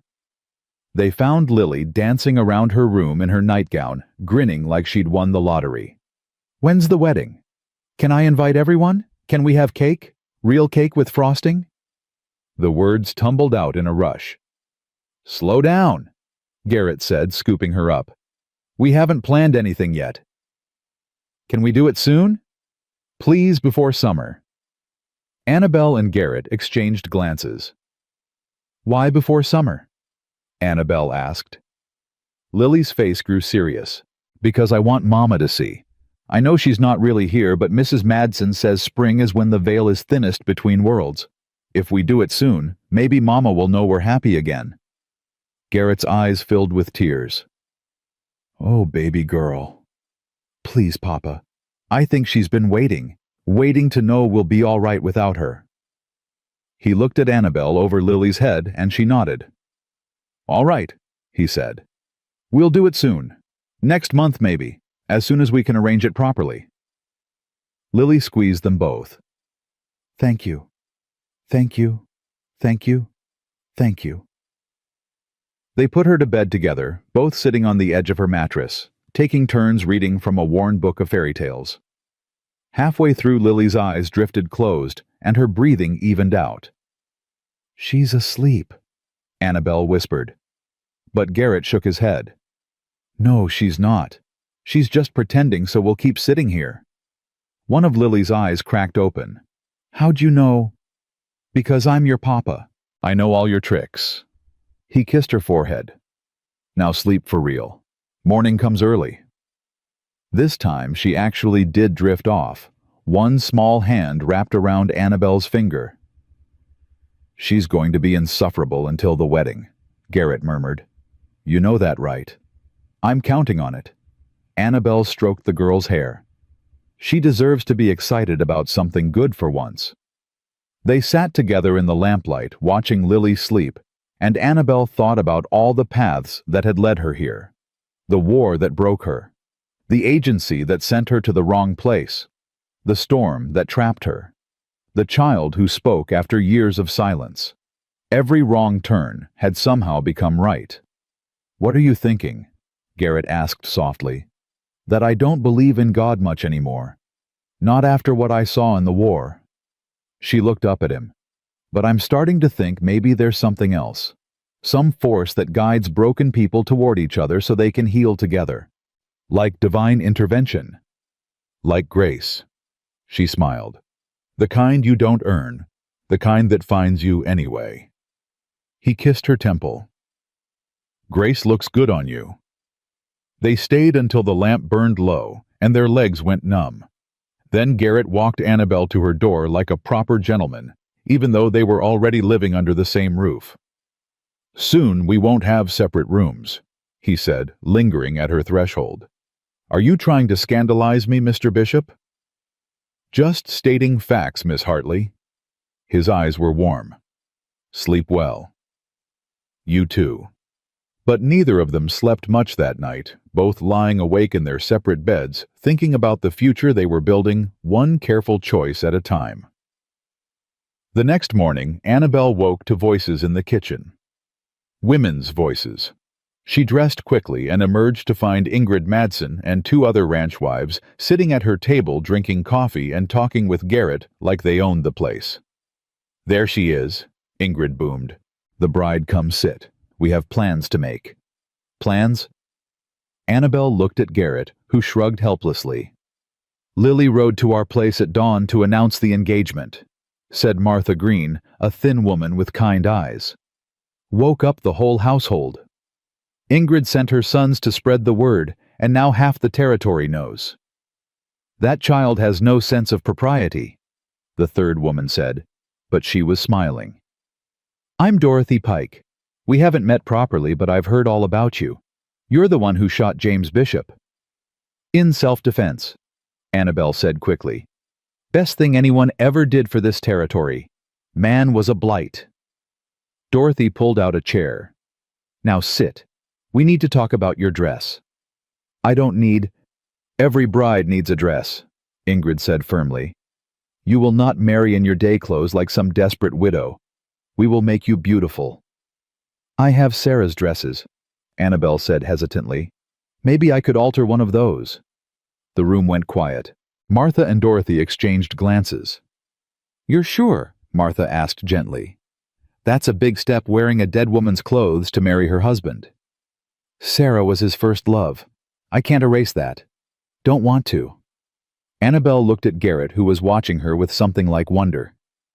"But she's gone and I'm here. Maybe wearing her dress is a way of honoring that. Of saying we're all family, past, present, and future." Ingrid's eyes were suspiciously bright. "You are a good woman, Annabelle Hartley. Sarah would approve." She stood decisively. "All right then, let us see these dresses." They trooped into Sarah's old room and Annabelle opened the wardrobe. The women examined each dress carefully, feeling fabric-checking seams, discussing alterations. "This one," Dorothy said, finally holding up a cream-colored dress with delicate lace at the collar and cuffs. "Simple, elegant, and it will alter nicely to fit you." "It's beautiful," Annabelle breathed. "Sarah wore it to her own wedding," Garrett said from the doorway. They all turned. "She said she wanted something she could wear again, not some fancy thing that would sit in a trunk forever. She wore it to church every Easter after." "Then it's perfect." Martha took the dress gently. "We'll let it out in the bodice, take it in at the waist, and add fresh lace. You'll be stunning." The women swept Annabelle up in a flurry of planning. Flowers. Wild flowers. Dorothy insisted much prettier than hothouse roses. Food, everyone would bring something potluck style. Location, the church in town was too small and too formal. They'd do it at the ranch outside if the weather held. Music. Henrik's youngest son played fiddle, and Martha's daughter had a voice like an angel. "Wait," Annabelle said, overwhelmed. "This is too much. We can't ask everyone to—" "You're not asking, we're telling." Ingrid patted her hand. "This territory needs more reasons to celebrate, and weddings are the best kind. Let us do this. Let us give you a proper start." Annabelle looked around at these women she barely knew who'd taken her into their fold without question, and felt tears sting her eyes. "Thank you." "Thank us by being happy," Martha said. "That's all we ask." They left in a whirlwind, taking the dress with them, and leaving behind a list of tasks that made Annabelle's head spin. Garrett found her sitting at the table, staring at the list in bewilderment. "Feeling ambushed?" he asked. "Completely." She looked up. "Do we really need 3 kinds of pie?" Ingrid believes anything worth doing is worth overdoing. He sat beside her. "We can scale it back if you want. Keep it simple." "No." She folded the list carefully. This is good. This is community. I never had this before, people who cared enough to make a fuss. She smiled. Let them make their pies, all 3 kinds. Lily burst through the door, muddy and triumphant. I told everyone, the Johnsons, the Crawfords, the Mackenzies, everyone. They're all coming to the wedding. How many is everyone? Garrett asked warily. Maybe 50, 60. She grinned. I might have gotten excited. Garrett groaned. 60 people. At least they'll bring food, Annabelle said.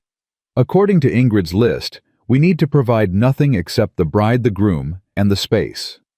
And the cake, Lily added. Mrs. Pike said she's making a 4-layer cake with real sugar frosting. She's been saving sugar since Christmas, just in case someone got married. Well, we can't disappoint Mrs. Pike, Garrett said. Guess we're having a 4-layer cake. They spent the next few weeks preparing. Garrett and the Madsen boys built long tables and benches for the outdoor celebration. Annabelle and Lily cleaned the house from top to bottom, scrubbing floors and washing windows until everything gleamed. The women came weekly to fit the dress, bringing gossip and advice in equal measure. Don't let him boss you around, Dorothy counseled during one fitting. Men need to know who's in charge from the start. Don't fight over money, Martha added. Agree on a household budget and stick to it. And for heaven's sake, don't go to bed angry, Ingrid said. Kiss and make up before you sleep, or the anger festers like an infected wound. Annabelle absorbed it all, grateful and terrified in equal measure. These women had made marriages work on the harsh frontier. If they could do it, maybe she could too. The day before the wedding, Lily found Annabelle standing in the room that had been Sarah's, holding the photograph from the mantel. Are you scared? The girl asked. Terrified, Annabelle admitted. What if I can't live up to her? What if your papa compares us, and I'm lacking? Lily came to stand beside her, looking at her mother's face. Papa doesn't compare you. He says you're nothing alike, and that's good. Mama was soft and quiet. You're strong and loud. He needs strong and loud now. I'm not loud. You are when you're angry. I heard you yelling at the chickens yesterday when they got in the garden. Lily grinned. It was funny. Despite herself, Annabelle laughed. Those chickens are menaces. Mama couldn't yell at anything. She'd just shoo them gently, and they'd ignore her. Lily's smile faded. I miss her, but I'm glad you're different. It would hurt too much if you were the same. Annabelle set down the photograph and pulled Lily close. Your mama will always be your mama. I'm not trying to replace her. I know. You're my new mama. I can have both. She looked up. Is that okay? That's more than okay. That's perfect. They stood together looking at Sarah's face, and Annabelle sent up a silent prayer to a woman she'd never met.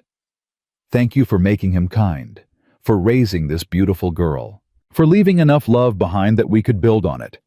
I'll take care of them. I promise. The morning of the wedding dawned clear and bright, the sky so blue it hurt to look at. Annabelle woke early, too nervous to sleep, and found Garrett already up dressed in his best suit pacing the porch. You're going to wear a hole in those boards, she said. He turned and his face split into a smile. You're not supposed to see me before the ceremony. It's bad luck. I think we've had our share of bad luck already. I'm not worried. She joined him at the railing. Having second thoughts. Not even first thoughts. About 100 thoughts, but none of them are second ones. She leaned against him. I'm just scared I'll trip or say the wrong words or somehow mess it up. You won't. And even if you did, I wouldn't care. He kissed the top of her head. We're already married in every way that matters. Today's just making it official for everyone else. Still, I want it to be perfect. It will be, because you'll be there. They stood together watching the sun climb higher until Ingrid's wagon appeared on the horizon, followed by a dozen others. The invasion had begun. The women swept Annabelle away to Lily's room, where the altered dress waited. It fit perfectly, the cream fabric glowing in the morning light. Martha had added new lace that made it look fresh, not recycled. Dorothy braided Annabelle's hair with wildflowers woven through. Ingrid applied a touch of rose salve to her lips and cheeks. "You're beautiful," Lily whispered, wearing her own dress, the gray one they'd altered together with new ribbons at the waist. "Papa's going to cry." "Your papa doesn't cry." "He cried when I spoke the first time, and when you shot Uncle James. He'll definitely cry when he sees you in Mama's dress." She was right. When Annabelle stepped out onto the porch where the ceremony would take place, Garrett's eyes filled with tears. He didn't try to hide them, just let them fall while he stared at her like she was a miracle. The preacher, an itinerant minister who traveled the territory, cleared his throat. "Shall we begin?" 60 people crowded into the yard, sitting on benches and blankets, fanning themselves in the warm spring air. Children ran between the adults, and somewhere a baby cried. It was chaotic and imperfect and exactly right. Annabelle walked to Garrett's side, no one giving her away, because she'd given herself, and took his hands. The ceremony was simple. The preacher talked about covenant and commitment, about building lives on faith rather than feelings. He asked them to speak their vows. Garrett went first, voice rough with emotion. "Annabelle, I promise to honor you as yourself, not as anyone else. I promise to listen when you speak, and hear what you don't say. I promise to build a life with you where you're free to be exactly who you are, strong and stubborn and beautiful and real. I promise to love you every day, even the hard ones, especially the hard ones." Annabelle's turn. Her voice shook but held. "Garrett, I promise to stay. Not because I have nowhere else to go, but because there's nowhere else I want to be. I promise to love your daughter as my own. I promise to be honest even when it's uncomfortable. I promise to build this life with you one day at a time, one choice at a time, for as long as we both live." The preacher smiled. "By the authority vested in me by the territory of Montana, I now pronounce you husband and wife. You may kiss your bride." Garrett pulled her close and kissed her, while 60 people cheered, and Lily squealed, and somewhere in the back Henrik Madsen yelled, "Finally!" When they broke apart, Garrett was crying openly, and Annabelle realized she was too. "We did it," he whispered. "We did." Lily launched herself at them, wrapping her arms around both their legs. "You're married. You're really married. Now nobody can say, 'Annabelle doesn't belong here.'" They held her between them while the celebration erupted around them. Fiddle music and laughter, the smell of roasting meat and fresh bread. Children playing tag while their parents toasted the new couple. It wasn't fancy. The food was simple, the decorations homemade. But it was theirs, this patchwork family and community they'd built from broken pieces. As the sun set and the dancing began, Annabelle found herself spinning in Garrett's arms while Lily danced with Henrik's youngest son, all of them dizzy with joy and exhaustion. "Thank you," Garrett said into her ear. "For what?" "For coming to the wrong ranch." He smiled. "Best mistake that ever happened." She laughed and held him tighter, and thought about seeds planted in hostile soil, somehow finding enough light and water to grow. Thought about grace, the unearned kind that finds broken people and makes them whole. Thought about home, and how sometimes you don't find it, sometimes it finds you. The guests began leaving as the moon climbed higher, calling out blessings and well-wishes as their wagons rolled away. Ingrid was the last to go, pulling Annabelle into a crushing hug and whispering in her ear, "Be patient with each other. Marriage is not one big choice. It is 1,000 small ones." Then they were alone. Garrett, Annabelle, and Lily standing in the lamplight, surrounded by the remnants of celebration. Empty plates and wilting flowers, the smell of wood smoke and happiness. "I don't want to go to bed," Lily announced. "I want this day to last forever." "All good days end, baby girl," Garrett said. "But there'll be more. That's the promise of tomorrow. Will you stay with me until I fall asleep? Both of you." They looked at each other and nodded. Annabelle took Lily's hand and led her inside, Garrett following behind. They got her into her nightgown and tucked her in, sitting on either side of the bed like bookends. "Tell me a story," Lily said, "about how you met." "You were there," Annabelle laughed. "You know how we met. But I want to hear you tell it, like it's a fairy tale." Garrett cleared his throat. "Once upon a time, on the coldest night of winter, a woman knocked on a stranger's door. She was lost and alone, sent to the wrong place by mistake. The man who answered was broken, and his daughter had forgotten how to speak. They should have sent her away, but they didn't." "Because I knew," Lily interrupted. "I knew God sent her." "You did know," Annabelle agreed. "You spoke for the first time in years, and you said she was meant to be there." "And then what happened?" Lily asked, even though she knew. "Then everything got complicated," Garrett said. "There was danger and secrets and fear, but through it all these three broken people held on to each other, and somehow holding on was enough. And they lived happily ever after." Lily's eyes were already drifting closed.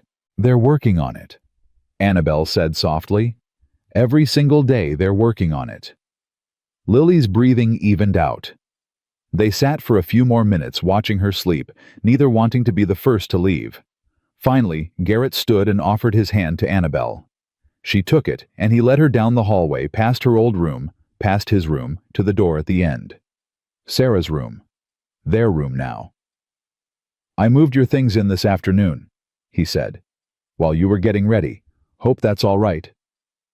More than all right. But her heart was hammering. This was real now. This was marriage with all its vulnerability and intimacy and terrifying permanence. He must have sensed her fear because he squeezed her hand. "We don't have to. I mean, we can take our time. There's no rush. I'm not afraid of you." She turned to face him. "I'm afraid of disappointing you." "That's not possible. You don't know that. I don't know how to... I've never..." She stopped, frustrated with herself. "The war took a lot from me, Garrett. Not just my ability to have children. It took parts of me I can't even name. What if there's not enough left?" He cupped her face in his hands. "Then we'll make do with what's there. And I'll tell you a secret, I'm missing parts too. We all are. That's what living does to people. It breaks off pieces." "But you loved Sarah completely. She got the whole version of you." "No. She got the version I was then. Young and stupid and full of myself." His thumbs traced her cheekbones. "You get the version I am now. Older, sadder, but maybe a little wiser. Maybe that's better. Maybe we're better because we know how quickly everything can disappear." She kissed him, then pouring 4 months of longing into it. His arms came around her solid and sure, and when he lifted her and carried her inside, closing the door behind them, she wasn't afraid anymore. They loved each other slowly, carefully learning the landscape of scars and tender places. When it was over, they lay tangled together, listening to the house settle around them. "I love you," she whispered into the darkness. "I know." He kissed her forehead. "I've known since you shot James. Maybe even before that." "That's a strange moment to fall in love. You saved my life. Hard not to love someone after that." He was quiet for a moment. "Sarah never would have shot anyone. She was too gentle. When danger came, she'd freeze. I used to worry about leaving her alone, about what would happen if someone threatened her or Lily. And now I know if I die tomorrow, you'll protect our daughter with everything you have. That's a gift, Annabelle, knowing she'll be safe. Our daughter." The words settled into her chest, warm and permanent. "I'll protect you both," she promised. "Always." They fell asleep like that, wrapped around each other. And when morning came, Annabelle woke to find Garrett already up, standing at the window in his undershirt and trousers, watching the sunrise. "Come back to bed," she murmured. "Can't. Got work to do." But he smiled when he said it. "Cows don't care that I got married yesterday." Inconsiderate cows. He laughed and came to kiss her. "Stay here. Sleep more. I'll make breakfast when I'm done with the feeding." "I should help." "You should rest. Let me take care of you for once." She watched him dress and leave, heard him moving around the kitchen talking softly to Lily, who must have woken early too. Their voices drifted down the hall, her new family going about their morning routine. She got up and dressed, braided her hair, and joined them. Garrett raised an eyebrow when she appeared. "Thought you were resting." "Can't. Too much to do." She took the spatula from his hand. "Besides, I'm not good at being taken care of. I'm better at doing." "Stubborn woman. You married me anyway. Best decision I ever made." He kissed her cheek and headed out to the barn, calling over his shoulder, "Don't burn the eggs." Lily giggled. "He's happy. I've never seen him this happy." "I've never seen me this happy either," Annabelle admitted, cracking eggs into the pan. "It's strange. Like wearing new shoes. They fit, but they feel unfamiliar." "You'll get used to it. And then it'll just feel normal. Like you were always here." But Annabelle wasn't sure she wanted it to feel normal. Normal meant taking it for granted. She wanted to remember this feeling, the gratitude, the wonder, the sense of having been given something she didn't deserve, but would fight to keep. The days fell into a rhythm after that. Work and meals and bedtime stories. Garrett teaching Annabelle to ride better, her teaching Lily to read more challenging books. Slow dances in the kitchen when they thought no one was watching. Quick kisses stolen between chores, the ordinary magic of chosen family. But 6 weeks after the wedding, Annabelle woke before dawn, stumbled outside, and vomited into the bushes. She stood there shaking, wiping her mouth, trying to remember what she'd eaten. Nothing unusual, nothing that should have made her sick. It happened again the next morning, and the next. Lily noticed first. "Are you all right? You look green." "Just tired." But Annabelle's mind was racing, doing calculations she didn't want to do. It wasn't possible. The doctors had been clear. Damage too severe. Never have children. On the 4th morning, Garrett found her hunched over the basin, retching. "How long has this been happening?" he asked quietly. "Few days." "Could you be—" "No." She said it too quickly, too sharply. "It's not possible. They told me it wasn't possible." "Doctors have been wrong before." "Not about this." But even as she said it, doubt crept in. Her monthly bleeding was late. Her breasts were tender. She'd been tired, emotional, craving strange foods. "We need to see someone," Garrett said. "Doc Henderson in Fort Morgan. He'll know." "I'm not pregnant," she insisted. "I can't be. It's probably just a stomach ailment. Something I ate." But she let him convince her to go anyway. Let him harness the wagon and drive her to town. Lily chattering excitedly in the back about all the things they could buy at the general store. Dr. Henderson was a gray-haired man with gentle hands and kind eyes. He examined Annabelle thoroughly, asked questions, made notes. Finally, he sat back and folded his hands. "Mrs. Bishop, I believe you're about 8 weeks pregnant." The room spun. "That's not possible." "I assure you it is. I can feel the changes in your womb, and all your symptoms point to— You don't understand." Annabelle's voice cracked. "I was told I could never conceive. The damage from my war injury was too severe. Multiple doctors confirmed it." "What exactly were you told?" She explained the explosion, the internal bleeding, the infection that followed the surgeon's grim pronouncement that her womb was too scarred to carry a child. Henderson listened carefully, then nodded. "That surgeon was probably right at the time, but the body heals in unexpected ways, Mrs. Bishop. Scar tissue can soften. Damaged organs can regenerate. It's rare, but it happens." He smiled gently. "I'd say you're living proof. But I could lose it." Fear gripped her throat. "If the damage is still there, if my body can't—" "You could. Pregnancy is always a risk, especially given your history." He met her eyes. "But you could also carry this child to term and deliver a healthy baby. There's no way to know except to wait and see." Annabelle walked out of his office in a daze. Garrett caught her when she stumbled, his strong hands steadying her. "What did he say?" She couldn't speak, just shook her head, tears streaming down her face. "Annabelle, you're scaring me. What?" "I'm pregnant." The words came out in a whisper. I'm pregnant, Garrett. It shouldn't be possible, but it is. He went very still. You're sure? The doctor's sure. He said my body healed somehow. That it's rare, but not impossible. She looked up at him. I'm pregnant. Garrett let out a sound somewhere between a laugh and a sob and pulled her into his arms, holding her so tight she could barely breathe. Oh God, Annabelle. I'm scared. She clung to him. What if I lose it? What if my body can't? Then we'll grieve together. But if you don't lose it, if this child makes it. He pulled back to look at her. We'll have a baby. Our baby. Are you happy? She searched his face. I know you said Lily was enough, but I'm terrified and amazed and so damn happy I can barely think straight. He kissed her hard. You're giving me something I never thought I'd have again. A future that doesn't just survive, but grows. They told Lily in the wagon on the way home.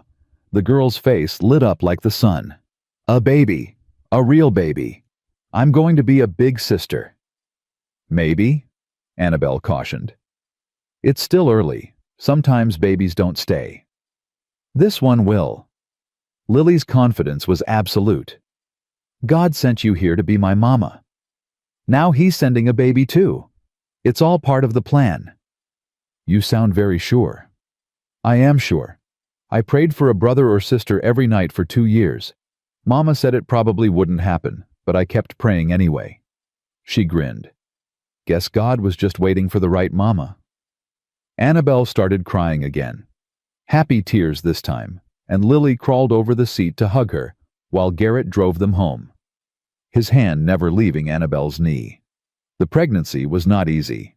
Annabelle was sick constantly, could barely keep food down for weeks. Her body ached in strange places, and she was so tired she could barely function. But every morning she woke up still pregnant, and that was enough. Garrett hovered like a nervous hen, refusing to let her do heavy work, constantly asking if she needed to rest. Lily appointed herself official baby guardian, reading to Annabelle's growing belly and singing the songs her mother had sung to her. Do you think it's a boy or girl? Lily asked one evening, her head resting on Annabelle's stomach. No way to know until it comes. I think it's a girl. Girls run in our family. She looked up. What should we name her? We haven't talked about names yet. Can I help pick? Annabelle glanced at Garrett, who nodded. Of course you can. You're the big sister. That's an important job. Lily took her responsibility seriously, making lists of names and reading them aloud at dinner. Some were beautiful, Rose Grace Catherine. Some were ridiculous, Princess Buttercup Starlight Thunderhooves. We're not naming the baby Thunderhooves, Garrett said firmly. But it sounds strong. It sounds like a horse. Horses are strong. They laughed more in those months than Annabelle had laughed in years. Despite the sickness and fear, despite knowing every day could be the day she lost the baby, there was joy. Fierce, defiant joy that refused to be dimmed. At 5 months, Annabelle felt the first flutter of movement. She was kneading bread dough when it happened. A sensation like butterfly wings against the inside of her womb. She froze, hands covered in flour, barely breathing. There it was again. Stronger this time. Garrett! Her voice came out strangled. Garrett, come here! He ran in from the barn, still holding a hammer. What's wrong? Is it? The baby's moving. She grabbed his hand and pressed it to her belly. Right there. Do you feel it? They stood still, waiting. Then there. A tiny kick against his palm. Garrett's face transformed. I felt it. I felt our baby. Our baby. She said it like a prayer, like a promise, like the miracle it was. The pregnancy continued. 6 months became 7. 7 became 8. Annabelle's belly grew round and tight. She moved slower, slept worse, complained constantly, and she had never been happier. At 8.5 months, on a warm September evening, her water broke while she was peeling potatoes for dinner. Garrett, Her voice was calm, but her hands shook. "It's time." He went pale. "Now. But you're not due for 2 more weeks." Babies don't care about schedules. She gripped the counter as the first contraction hit. "Get Ingrid. And the doctor. Now." The next hours were a blur of pain and pressure, and Ingrid's steady voice coaching her through. Garrett held her hand while she screamed, his face wet with tears. Lily waited outside with Henrik pacing like a caged animal. "I can't do this." Annabelle gasped between contractions. "It's too much. I can't." "Yes, you can." Ingrid wiped her forehead with a cool cloth. "You survived a war. You can survive this. The war was easier." "All women say that." Ingrid smiled. "But you're strong. Now push." She pushed and pushed and pushed until she thought she'd split in two, until she couldn't remember what it felt like to not be in pain, until she was sure she was dying.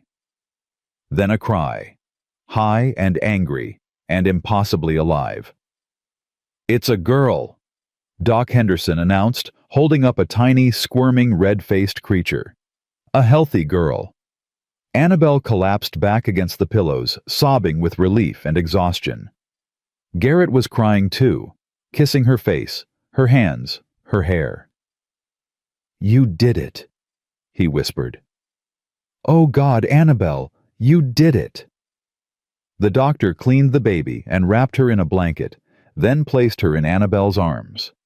She was perfect, 10 tiny fingers, 10 tiny toes, a shock of dark hair eyes that would probably turn the same gray as her father's. "Hello, little one," Annabelle breathed. "Hello, my impossible girl." "Can I come in?" Lily's voice came from outside. "Please, I want to meet her." Garrett opened the door and Lily crept in, eyes huge. She approached the bed slowly, reverently, like approaching an altar. "She's so small," Lily whispered. "You were this small once," Garrett said, lifting her onto the bed beside Annabelle. "Want to hold her?" Lily nodded, and Annabelle carefully transferred the baby into her arms. The girl held her new sister with fierce concentration, supporting the head like Ingrid had taught her.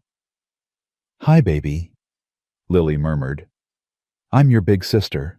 I've been waiting for you for so long." She looked up at Annabelle with shining eyes. "What's her name?" Annabelle looked at Garrett and he nodded. They'd discussed this privately late at night when Lily was asleep. "Sarah Grace," Annabelle said softly. "After 2 strong women.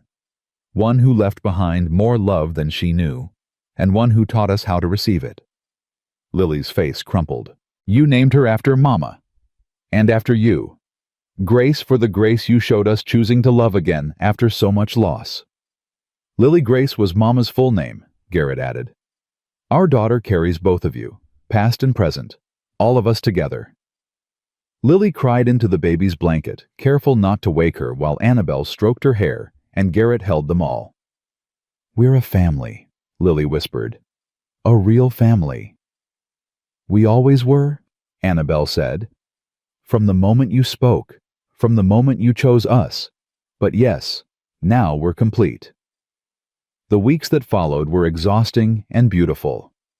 Sarah Grace was a good baby as babies went, but she still needed constant care. Annabelle was sore and tired, learning to nurse, learning to function on no sleep. But every time she looked at her daughter, her impossible, miraculous daughter gratitude overwhelmed everything else. Lily was a devoted big sister, always wanting to hold the baby, sing to her help with changing and bathing. She'd sit for hours, just watching Sarah sleep, marveling at her tiny perfections. "She has your nose," Lily announced one afternoon. "She has her father's nose," Annabelle corrected. "No, yours. See?